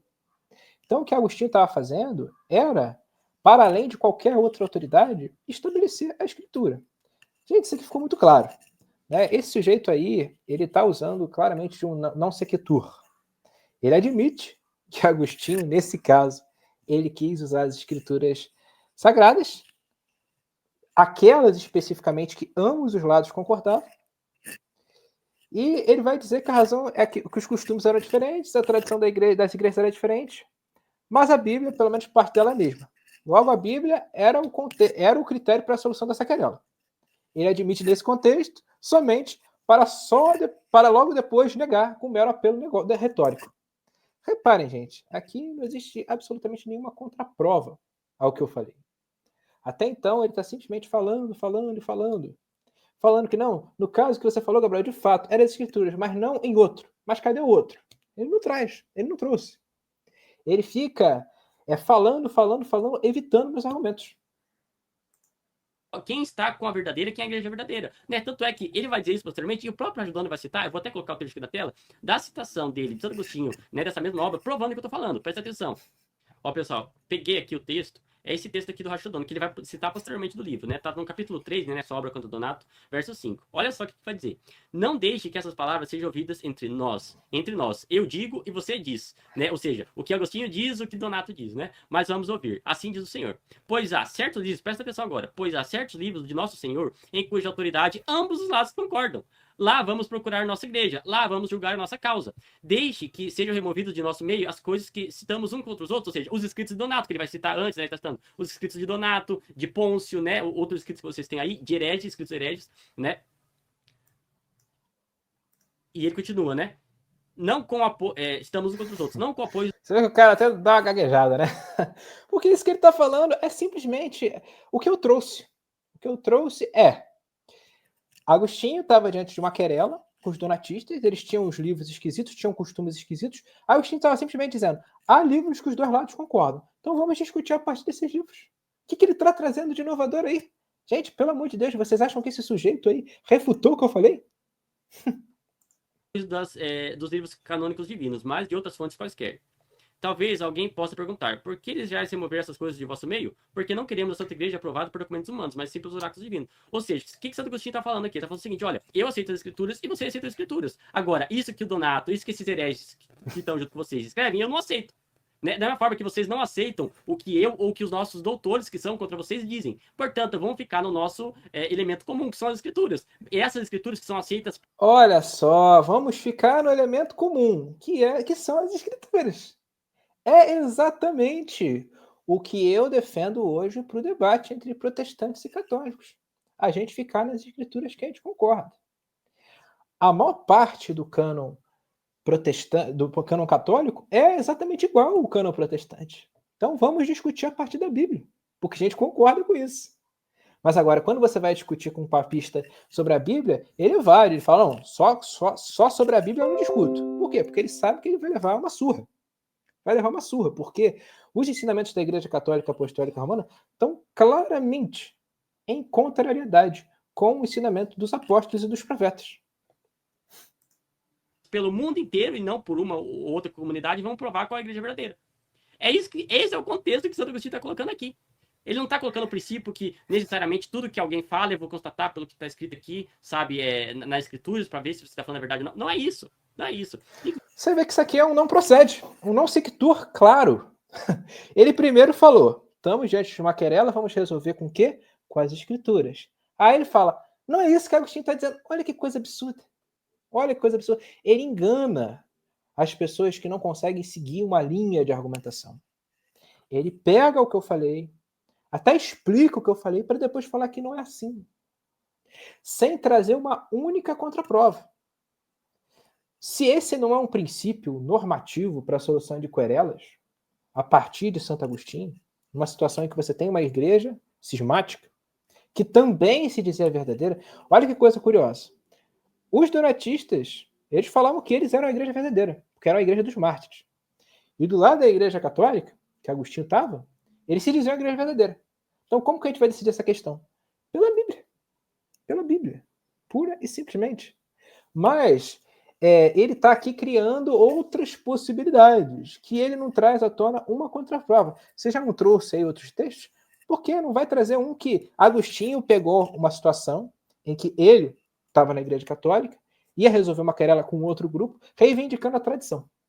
Tradição, e veja bem, quando eu digo tradição, não é tradição no sentido de você pegar a tradição e Agostinho descrever exatamente como o credo apostólico, o nascimento virginal de Cristo, ressurreição de Cristo, porque isso é simplesmente a descrição das escrituras. É tradição no entendimento católico apostólico romano. Uma tradição oral extrínseca à escritura que não contradiz a escritura e que é mediada por um magistério infalível da Igreja de Roma. É isso que você precisa mostrar. E você não está mostrando aí. Você está simplesmente evitando os meus argumentos e usando de uma verborreia para engambelar o pessoal. Inclusive, ó, pessoal, olha o que ele vai dizer também na carta, né, sobre a utilidade de crer, né? Olha só. Ó, pessoal, eu estou aqui no texto da New Argument, né, nessa obra de Santo Agostinho, né, sobre a utilidade de crer, sobre a utilidade de, né, enfim, da crença, né, enfim, de acreditar, nesse sentido aí. Olha o que ele vai estar dizendo aqui, eu vou traduzir para vocês. Olha só, parágrafo 21. Dirás que isto é ridículo, visto que todos professam defender e ensinar isto. Todos os hereges fazem essa profissão. Não posso negar, mas de tal modo que prometem àqueles que seduzem que lhes darão uma razão para os assuntos mais obscuros. E por isso, principalmente, acusam a Igreja Católica de que aqueles que a ela recorrem são obrigados a crer. Olha só, pessoal, aqui Santo Agostinho está falando o seguinte, olha, os hereges estão acusando como algo negativo o fato da Igreja Católica obrigar, né, os crentes a acreditar naquilo que ela ensina. Né? Enfim, ele continua. Mas vangloriam-se de não impor julgo da fé, mas abrir uma fonte de ensinamento. Olha só o livre exame aqui deles. Continua. Você vê que aqui ele usa um espantalho para se referir ao livre exame. O verdadeiro livre exame não é uma negação da Igreja Católica, no entendimento real. A Igreja de Cristo. A livre interpretação é um problema. É um problema que eu já critiquei algumas vezes, inclusive aqui na página. E leva ao caos. Mas o livre-exame é você ter condições de consultar as escrituras para verificar se o ensino procede. Tudo isso que ele trouxe aí de Santo Agostinho no livro sobre a utilidade do crer não contradiz o entendimento protestante. É claro que você precisa da igreja para ensinar. Dentro da igreja, nós temos mestres, nós temos pessoas capazes de ensinar, de instruir. As nossas igrejas protestantes históricas, ou Arena Católica, elas têm confissões de fé. Elas partem de uma tradição, elas estimam a tradição. Logo, você, muito provavelmente, esse é um erro comum no meio católico romano, toma todo o protestantismo como o evangelicalismo moderno, o que é um problema. Porque o evangelicalismo, ao se divorciar da confessionalidade, criou esses problemas que a gente vê aí tão frequentemente nas igrejas, que os papistas são muito ávidos por apontar, mas negligenciam os nossos símbolos de fé, negligenciam os escritos de João Calvino, de Lutero, as confissões de fé, que é onde você, de fato, vai ter base para atacar e para criticar o protestantismo. Coisa que eu nunca vejo as pessoas fazendo. Você quer criticar o protestantismo, dizer que Agostinho não está consistente com o protestantismo? Você tem que pegar os ensinamentos de Agostinho e mostrar onde que eles não estão consistentes com o ensinamento protestante. Eu, em nenhum momento, disse que tudo que Agostinho falou nós acreditamos. Mas isso aí que ele está trazendo não é um problema para mim. Eu falei anteriormente, a Confissão de Fé de Westminster entende a necessidade de nós crermos na Igreja Católica, uma Igreja de Cristo estabelecida por toda a Terra, desde que nós tenhamos um entendimento correto disso. Mas, por uma série de dificuldades na compreensão, primeiro, dos pais da Igreja, da patrologia, do que é o protestantismo, fica difícil, né? Pontos. O que se poderia dizer que lhes fosse mais louvável? Não é assim, pois fazem-no sem serem dotados de qualquer força, mas para confortar uma multidão sob o nome de razão, com a promessa da qual a alma humana naturalmente se compraz e sem considerar a sua própria força e estado de saúde, buscando o alimento do são, né, que é mal confiado, exceto aos que têm saúde, precipita-se sobre os venenos daqueles que enganam. Pois a religião verdadeira, a menos que se acredite naquelas coisas que cada um, depois de se conduzir bem e for digno, alcança e entende, e completamente sem um certo poder de autoridade poderável, não pode de modo algum ser corretamente acolhida. Ou seja, o que Santo Agostinho está falando? Ele está falando o seguinte, olha, os hereges, eles criticam o fato da igreja obrigar os seus fiéis a acreditarem, né, no que ela ensina. Só que daí Santo Agostinho sai em defesa da igreja. Se não, deve ser desse jeito mesmo. Ou seja, ele está utilizando aquele princípio. Primeiro você crê, depois você entende. Ou seja, Santo Agostinho está falando o seguinte, olha, não, na igreja nós primeiro devemos crer para depois de crer, entender o porquê da nossa crença, né? Ou seja, Santo Agostinho está falando o seguinte, não, o ensinamento da igreja é vinculante, você é obrigado a entender a... Notem bem esse mesmo texto que ele abriu. Eu não vou nem abrir para ler o texto, para não deixar esse react muito cansativo. Mas você vê que Agostinho usa completamente sem um certo poder de autoridade ponderável. Autoridade ponderável. A Igreja Católica Apostólica Romana é uma autoridade ponderável? Eu pergunto para vocês. Nós, enquanto protestantes, entendemos. A Igreja é uma autoridade. Mas é uma autoridade que está sujeita ao erro. Não é uma autoridade infalível. Será que Agostinho estava mesmo defendendo que a Igreja Católica Apostólica Romana era infalível? A gente já mostrou um texto mais atrás nesse react, você pode voltar, em que Agostinho falou que se os bispos de Roma fossem ruins, esses bispos de Roma poderiam se defender perante um concílio, diante de acusações. Porque, vamos supor, o sujeito é julgado pelos bispos de Roma. E esses bispos de Roma não julgam de maneira adequada. Então, o que outras igrejas podem reivindicar? Vamos fazer um concílio para a gente avaliar. A Igreja Católica avaliar. Agostinho, eu volto a dizer, ele era um conciliarista. Ele não acreditava na autoridade absoluta da Cátedra de Pedro, embora tivesse respeito pela Igreja de Roma, que era uma igreja rica, era uma das igrejas mais poderosas do Ocidente. Aceitar, né, aquilo que a igreja te expõe como a interpretação correta das escrituras. É isso que é o pensamento de Santo Agostinho, sabe, em todas as suas obras. Pessoal, e olha que... Bom, pessoal, aqui ele vai ficar falando, e assim, eu não vou reagir a todo o vídeo, né? Vejo que já está um pouco cansativo, né, a gente ficar falando ponto por ponto do que ele disse. Mas uma coisa que eu notei que é muito interessante, sabe o que é? É que teve um ponto do meu react que ele não reagiu. Quer dizer, um ponto do meu vídeo, perdão, que ele não reagiu. Que é esse aqui, ó. Eu vou passar aqui. Eu vou fazer um react agora a mim mesmo. O que o livro diz. Abre aspas. Entre as copiosas obras, 10 em fólios, de Santo Agostinho, que exatamente por si só escreveu mais do que todos os outros padres juntos acerca da doutrina da igreja, sua unidade e autoridade, apenas se pode, em última análise, apanhar uma só palavra perdida numa carta, em que se diz haver tido sempre efetividade em Roma o princípio da sé apostólica. Afirmativa esta que, com o mesmo acerto, podia então se referir a Antioquia, Jerusalém e Alexandria. Aquele que, de olhos na doutrina jesuíta da infalibilidade, percorrer o escrito de Santo Agostinho acerca da unidade da igreja, Igreja, Epístola Pastoral aos Donatistas Dissidentes, parecerá incompreensível não contar com uma só palavra nesses 75 capítulos que diga a respeito à necessidade da comunhão com Roma, como centro da unidade. Olha que coisa forte. Depois eu vou falar de quem que é essa citação. Para persuadir os donatistas do dever de se unir novamente à Igreja, exibiu Agostinho as mais variadas razões, e contudo, precisamente não assinala uma só das que a autoridade da Sé Pontífice lhe poderia proporcionar. Fecha. Veja bem, pessoal, isso aqui, sabe de quem que é a citação? É a citação de Döllinger, um teólogo que, diga-se de passagem, participou do Concílio Vaticano I. E ele escreveu uma obra chamada O Papa e o Concílio. E essa citação está aqui, ó. Eu encontrei esse livro em inglês, nós não temos tradução para português, infelizmente. Essa versão que eu consegui está na página 88. Eu posso depois passar aqui, vou passar aqui a editora, para aqueles que quiserem ver e ir atrás.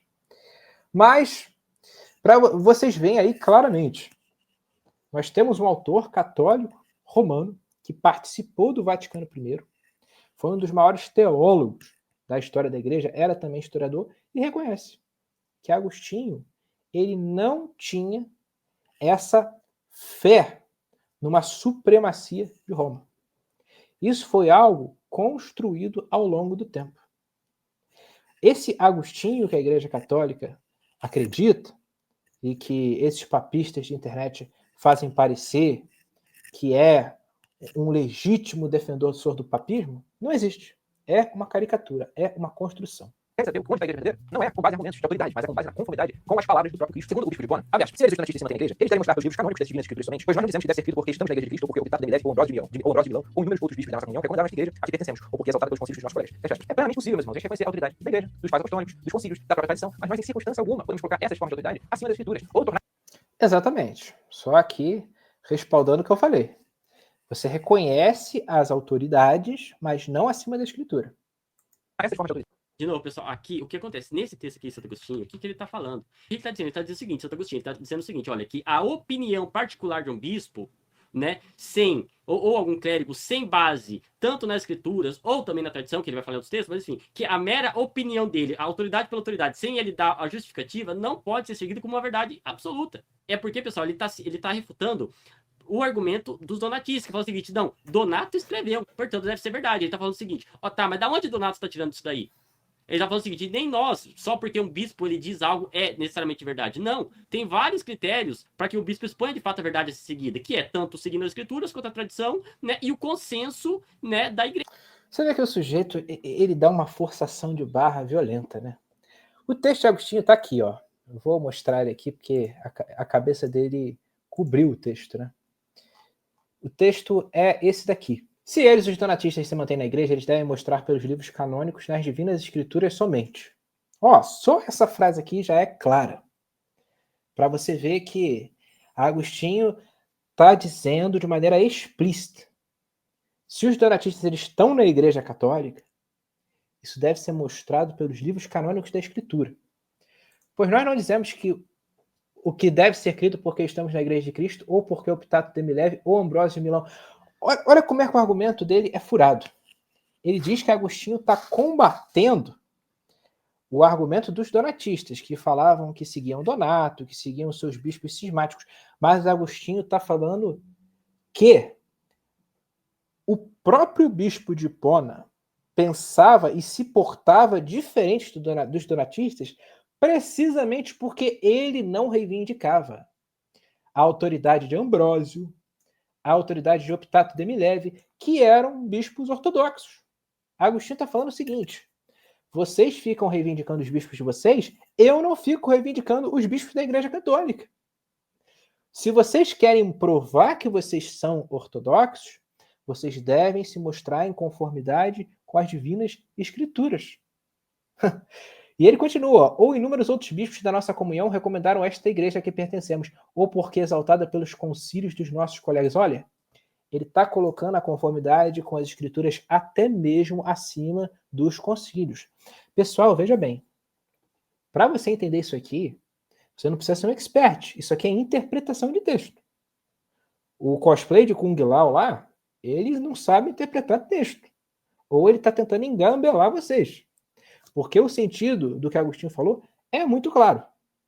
Se ele admite essa passagem aqui como legítima, ele não se opôs, ele precisa ler a passagem com o mínimo de hermenêutica. Tem que ler a passagem dentro do que Agostinho está dizendo. Mas ele não faz isso. Ele impõe pressupostos católicos, ele vai meter tradição, vai meter magistério. E não aparece nada disso aqui. Nada disso aqui. Então vejam, pessoal, é esse sujeito. Os papistas pensando nisso, vocês veem os papistas olhando para o Google Santos e perguntando se aquilo tem consistência das escrituras. Você vê os papistas perguntando se a Imaculada Conceição de Maria tem consistência das escrituras? Não, eles seriam condenados por Agostinho, Agostinho muito, mediante tantas práticas. Ah, seria condenado? Como se Santo Agostinho fez obras sobre a intercessão dos santos, sobre o culto aos santos? Cara, pelo amor de Deus, você tá passando vergonha. Bom, a gente já falou aqui um pouco sobre o purgatório, né? Já falou sobre essas opiniões questionáveis de Agostinho. Não tem o que falar aqui. Essa questão de que você está falando tudo contra o que Agostinho disse é algo completamente sem base. É sem base, porque eu peguei os textos no New Advent, eu citei historiadores, eu contextualizei, e eu já tinha feito isso no vídeo, tanto que eu não me retrato de absolutamente nada que eu falei no meu vídeo. Neste react aqui eu tenho a oportunidade de explicar melhor o panorama de uma série de questões que eu não tive a oportunidade de trazer no vídeo. Mas esse sujeito aí, ele me desqualifica baseado em sofismas. Ele pega textos, lê, dá a eles o sentido que ele quer. É por isso que ele acredita que os ensinamentos da Igreja Católica Romana não estão em contrariedade com a Bíblia. Porque se ele lesse a Bíblia com um mínimo de hermenêutica, ele já entenderia que aquilo lá contradiz claramente o que o magistério romano diz. Mas vamos seguir, porque a gente já está com quase 2 horas bruta de react para a gente finalizar. Coisa ridícula. Então, nossa Bíblia aí, vocês estão usando uma Bíblia que fomos nós que fizemos. Beleza, nós temos que nos basear na Bíblia e tal, mas a Bíblia é nossa. Agostinho teria falado isso, ele teria pensado como os papistas que a Bíblia é propriedade de uma igreja. E eu já vi algumas pessoas falando que tiveram concílios, que fizeram a Bíblia, e é uma pura mentira. O que os concílios faziam é formalizar listas de livros da Bíblia, mas nunca criar um cânone. O cânone sempre foi reconhecido. Sobre isso, nós temos vídeos aqui no canal, eu recomendo vocês assistirem, onde eu acabo com a falácia protestante, né? As mentiras que eles inventam sobre o cânone. Inclusive, tá aí na tela para vocês. Assistam lá depois. Bom, vou dar minha última resposta a esse argumento, né, do cânon que ele usou. Né? Ele vai dizer que não tinha cânon naquela época. E o que eu vou fazer? Eu vou trazer um historiador sobre manuscritologia. Vamos ver qual é a opinião de um manuscriptologista da Bíblia, dos tempos de Jesus. Vamos ver se não tinha cânon mesmo. Galera, essa aqui é uma obra chamada The Old Testament Canon of the New Testament Church, do Roger Beckwith. Acho que é assim que fala. E eu não encontrei essa obra em português, mas a encontrei em inglês e vou aqui traduzir para os irmãos. Olha o que ele diz na tradução daquela passagem. O termo cânon, quando aplicado à coleção de livros e não à lista, expressa o fato vital de que os livros devidamente incluídos na coleção formam uma regra para a fé e a prática do povo de Deus. É a esse aspecto da canonicidade, não a questão de quais livros devem ser devidamente incluídos na coleção, que B.S. Childs se dedica em sua muito discutida obra Introdução ao Antigo Testamento como Escritura. De fato, em sua exposição da abordagem canônica ao Antigo Testamento, ele fala mais sobre o texto do que sobre o cânon no outro sentido, que é o objetivo da nossa própria investigação. É claro que os dois sentidos de canonicidade não são assuntos desconectados, é porque as Escrituras são uma regra de fé e prática que a questão de sua identidade é tão importante. E é como a regra de fé e prática que a Escritura, e portanto um cânon incipiente da Escritura, se manifesta pela primeira vez na história de Israel. Então aqui, o que esse grande intelectual está dizendo para a gente? Uma coisa é o cânon, outra coisa são as listas de livros. O conceito de cânon sempre existiu, que é a ideia de livros que formam uma regra para a fé e prática do povo de Deus. E aqui ele vai mencionar um outro estudioso, o B.S. Childs, que vai falar mais sobre o texto do que sobre o cânon no outro sentido, que é o objetivo da investigação dele. Então, quais livros formam o cânon é uma discussão, mas o próprio cânon é uma realidade que ela é presente em toda a história da igreja. Desde o princípio do cristianismo você já tinha as escrituras veterotestamentárias. E após o falecimento dos apóstolos, aqueles escritos dos apóstolos ganharam autoridade. E para isso eu uso mais uma vez a citação de Jaroslav Pelikan. Olha o que Jaroslav Pelikan vai dizer.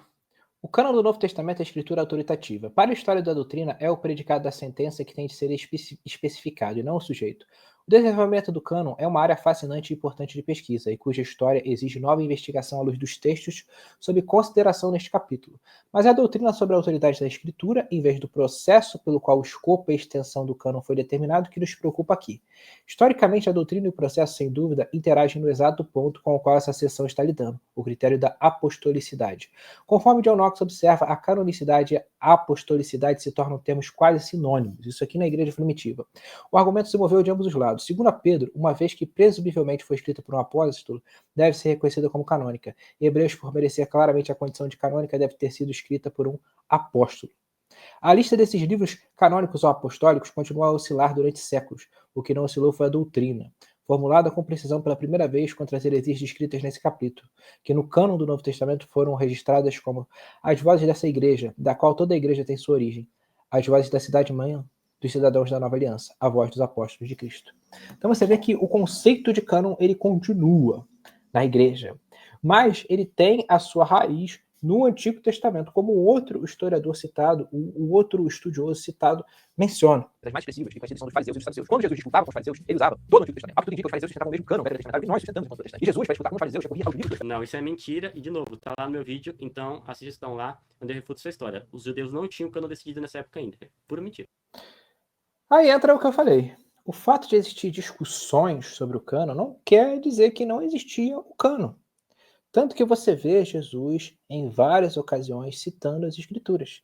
E isso que ele falou, pura mentira, é simplesmente evadir o argumento, como ele evadiu argumentos ao longo de todo esse react ao meu vídeo. Uma coisa curiosa é que você vê a todo momento Cristo, que era o próprio Deus encarnado, utilizando a autoridade das escrituras para combater seus oponentes. Você vê que Cristo, quando ele realmente debatia com os saduceus, ele usava a Torá. Quando os saduceus o questionaram sobre a questão da vida eterna, a mulher ela casou com um marido, o marido morreu, depois ela casou com 7. Com qual que ela vai ser casada na vida eterna? E Jesus Cristo disse que Deus não é Deus de vivos, não é Deus de mortos, mas de vivos, remetendo a Torá, porque os saduceus reconheceram Deus é Deus de Abraão, Isaac e Jacó. E Jesus só com a Torá mostrou que eles estavam errados. Já quando ele debatia com os fariseus, ele recorria à lei e os profetas. O cânon de Jesus era o próprio cânon dos fariseus. Nós temos razões para admitir isso. Sabe por que nós temos razões para admitir isso? Porque, do contrário, Cristo os condenaria. Cristo não teve papas na língua para combater os fariseus em diversos pontos da sua tradição. Se o cânon deles estivesse errado, Cristo os teria combatido. Ele, como verbo encarnado, como o próprio Deus em carne humana, tinha a maior autoridade, a maior capacidade de fazer isso. Então, por que não fez? Então, perceba que o Kung Lao, ele usa de evasivas para evitar meus argumentos. Os saduceus aceitavam a Torá. E quando Jesus disputava com os saduceus, ele usava a Torá para mostrar que eles estavam errados. Por que eu tô falando isso? Ah, galera, você tá falando uma coisa que não tem nada a ver com o assunto. Porque é exatamente o que Santo Agostinho sustentava. Olha só o que ele falou. Tá, isso daí, de novo, é mais uma mentira. Em alguns momentos, quando os saduceus ou os fariseus vieram questionar Cristo, ele utilizou as escrituras, mas existem momentos que ele não utilizou, como, por exemplo, sobre a questão do imposto ao César. Né? Eles vieram perguntar para Cristo se era estudar o imposto ao César ou não. O que Cristo disse? Ele citou a escritura? Não citou. Ele disse o seguinte: dá a César o que é de César, a Deus o que é de Deus. Onde que está a escritura aí? Ou seja, você vê com que as falácias da sua escritura é simples de derrubar, né? Enfim. Você vê como é que esse sujeito é ignorante. Ele não entende o que é a autoridade das escrituras. Ele acha que para você citar as escrituras e reivindicar a autoridade das escrituras, você tem que citar ipsis literis algo que está escrito. Não necessariamente. Jesus Cristo, ele sabia disso. Ele era um expert da lei, um expert no emprego das escrituras. Você usa a escritura quando você a cita expressamente, de maneira ipsis literis, e quando você deduz algo a partir dela. Olha o que a Confissão de Fé de Westminster vai dizer no capítulo 1, no parágrafo 6.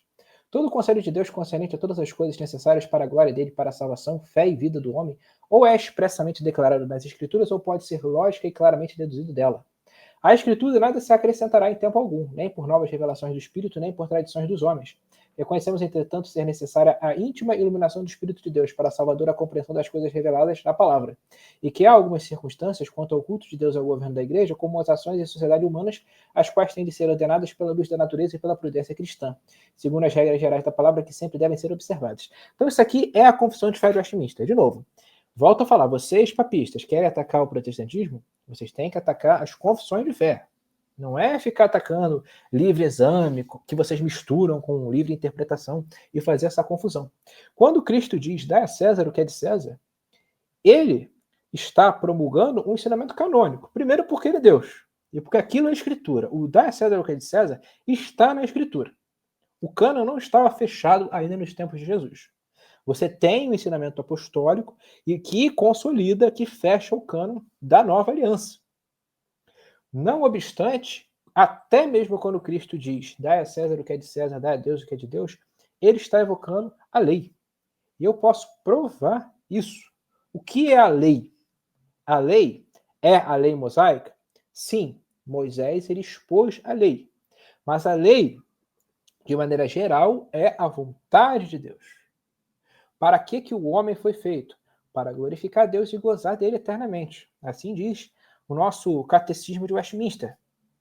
Nós fomos criados para glorificar Deus. Como que a gente glorifica Deus? Obedecendo a ele. No Éden, já existia a lei de Deus. A lei era não comer do fruto. Adão quebrou a lei. Ele foi acometido do pecado, da morte. E a todo momento você vê a lei de Deus sendo evocada como padrão a partir do qual nós nos aperfeiçoamos, nós nos santificamos. O entendimento calvinista é muito consistente nesse aspecto. E olha aqui, a título de exemplo, passagens da Escritura que Cristo estava fazendo menção direta ao dizer, dá a César o que é de César, dá a Deus o que é de Deus.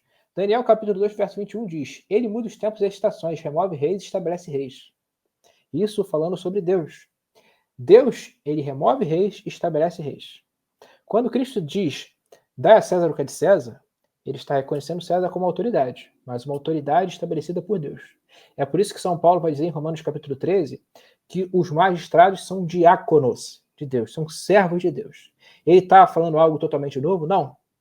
Ele está ensinando algo em conformidade com o Antigo Testamento. Outra passagem, Jeremias capítulo 27, verso 5 ao verso 6. Eu fiz a terra, dei-a a quem a aprouve. Agora entreguei todas estas terras na mão de Nabucodonosor, rei da Babilônia, meu servo. Aqui é mostrado novamente a soberania de Deus sobre todos os governantes da terra. O que lhes confere uma autoridade real. Eu volto a dizer, essa tônica precisa ser constantemente repetida, porque senão os papistas não entendem. O solo da Escritura não é uma negação da tradição. Então você vê que esse ensinamento de que dá a César o que é de César, dá a Deus o que é de Deus, é algo central. E não é algo que Cristo está tirando da cartola nesse momento. Isso tem uma base no Antigo Testamento. E quando Cristo ensina isso, ele o faz em consistência com a Antiga Aliança. Bom, pessoal, eu acredito que esse aqui foi um react bem longo. E eu espero que os irmãos tenham gostado. Preciso dizer que esse tipo de resposta que eu dei ao Arena Católica é um tipo de resposta que eu vejo que é importante, tendo em vista que o meu oponente, ele tentou usar fontes, né? Tentou mostrar que eu usei mal as fontes, mas ele claramente desconhece algumas nuances do estudo da patrística, o que em parte é compreensível, porque a patrística é um período complexo, e você precisa entender não somente o texto, mas conferir se o texto procede, como ele chegou até nós, para não passar vergonha, para não falar besteira que nesse sujeito aí falou. Então peço que vocês me ajudem, difundem essa resposta para o máximo de pessoas que vocês puderem. Um forte abraço e até a próxima.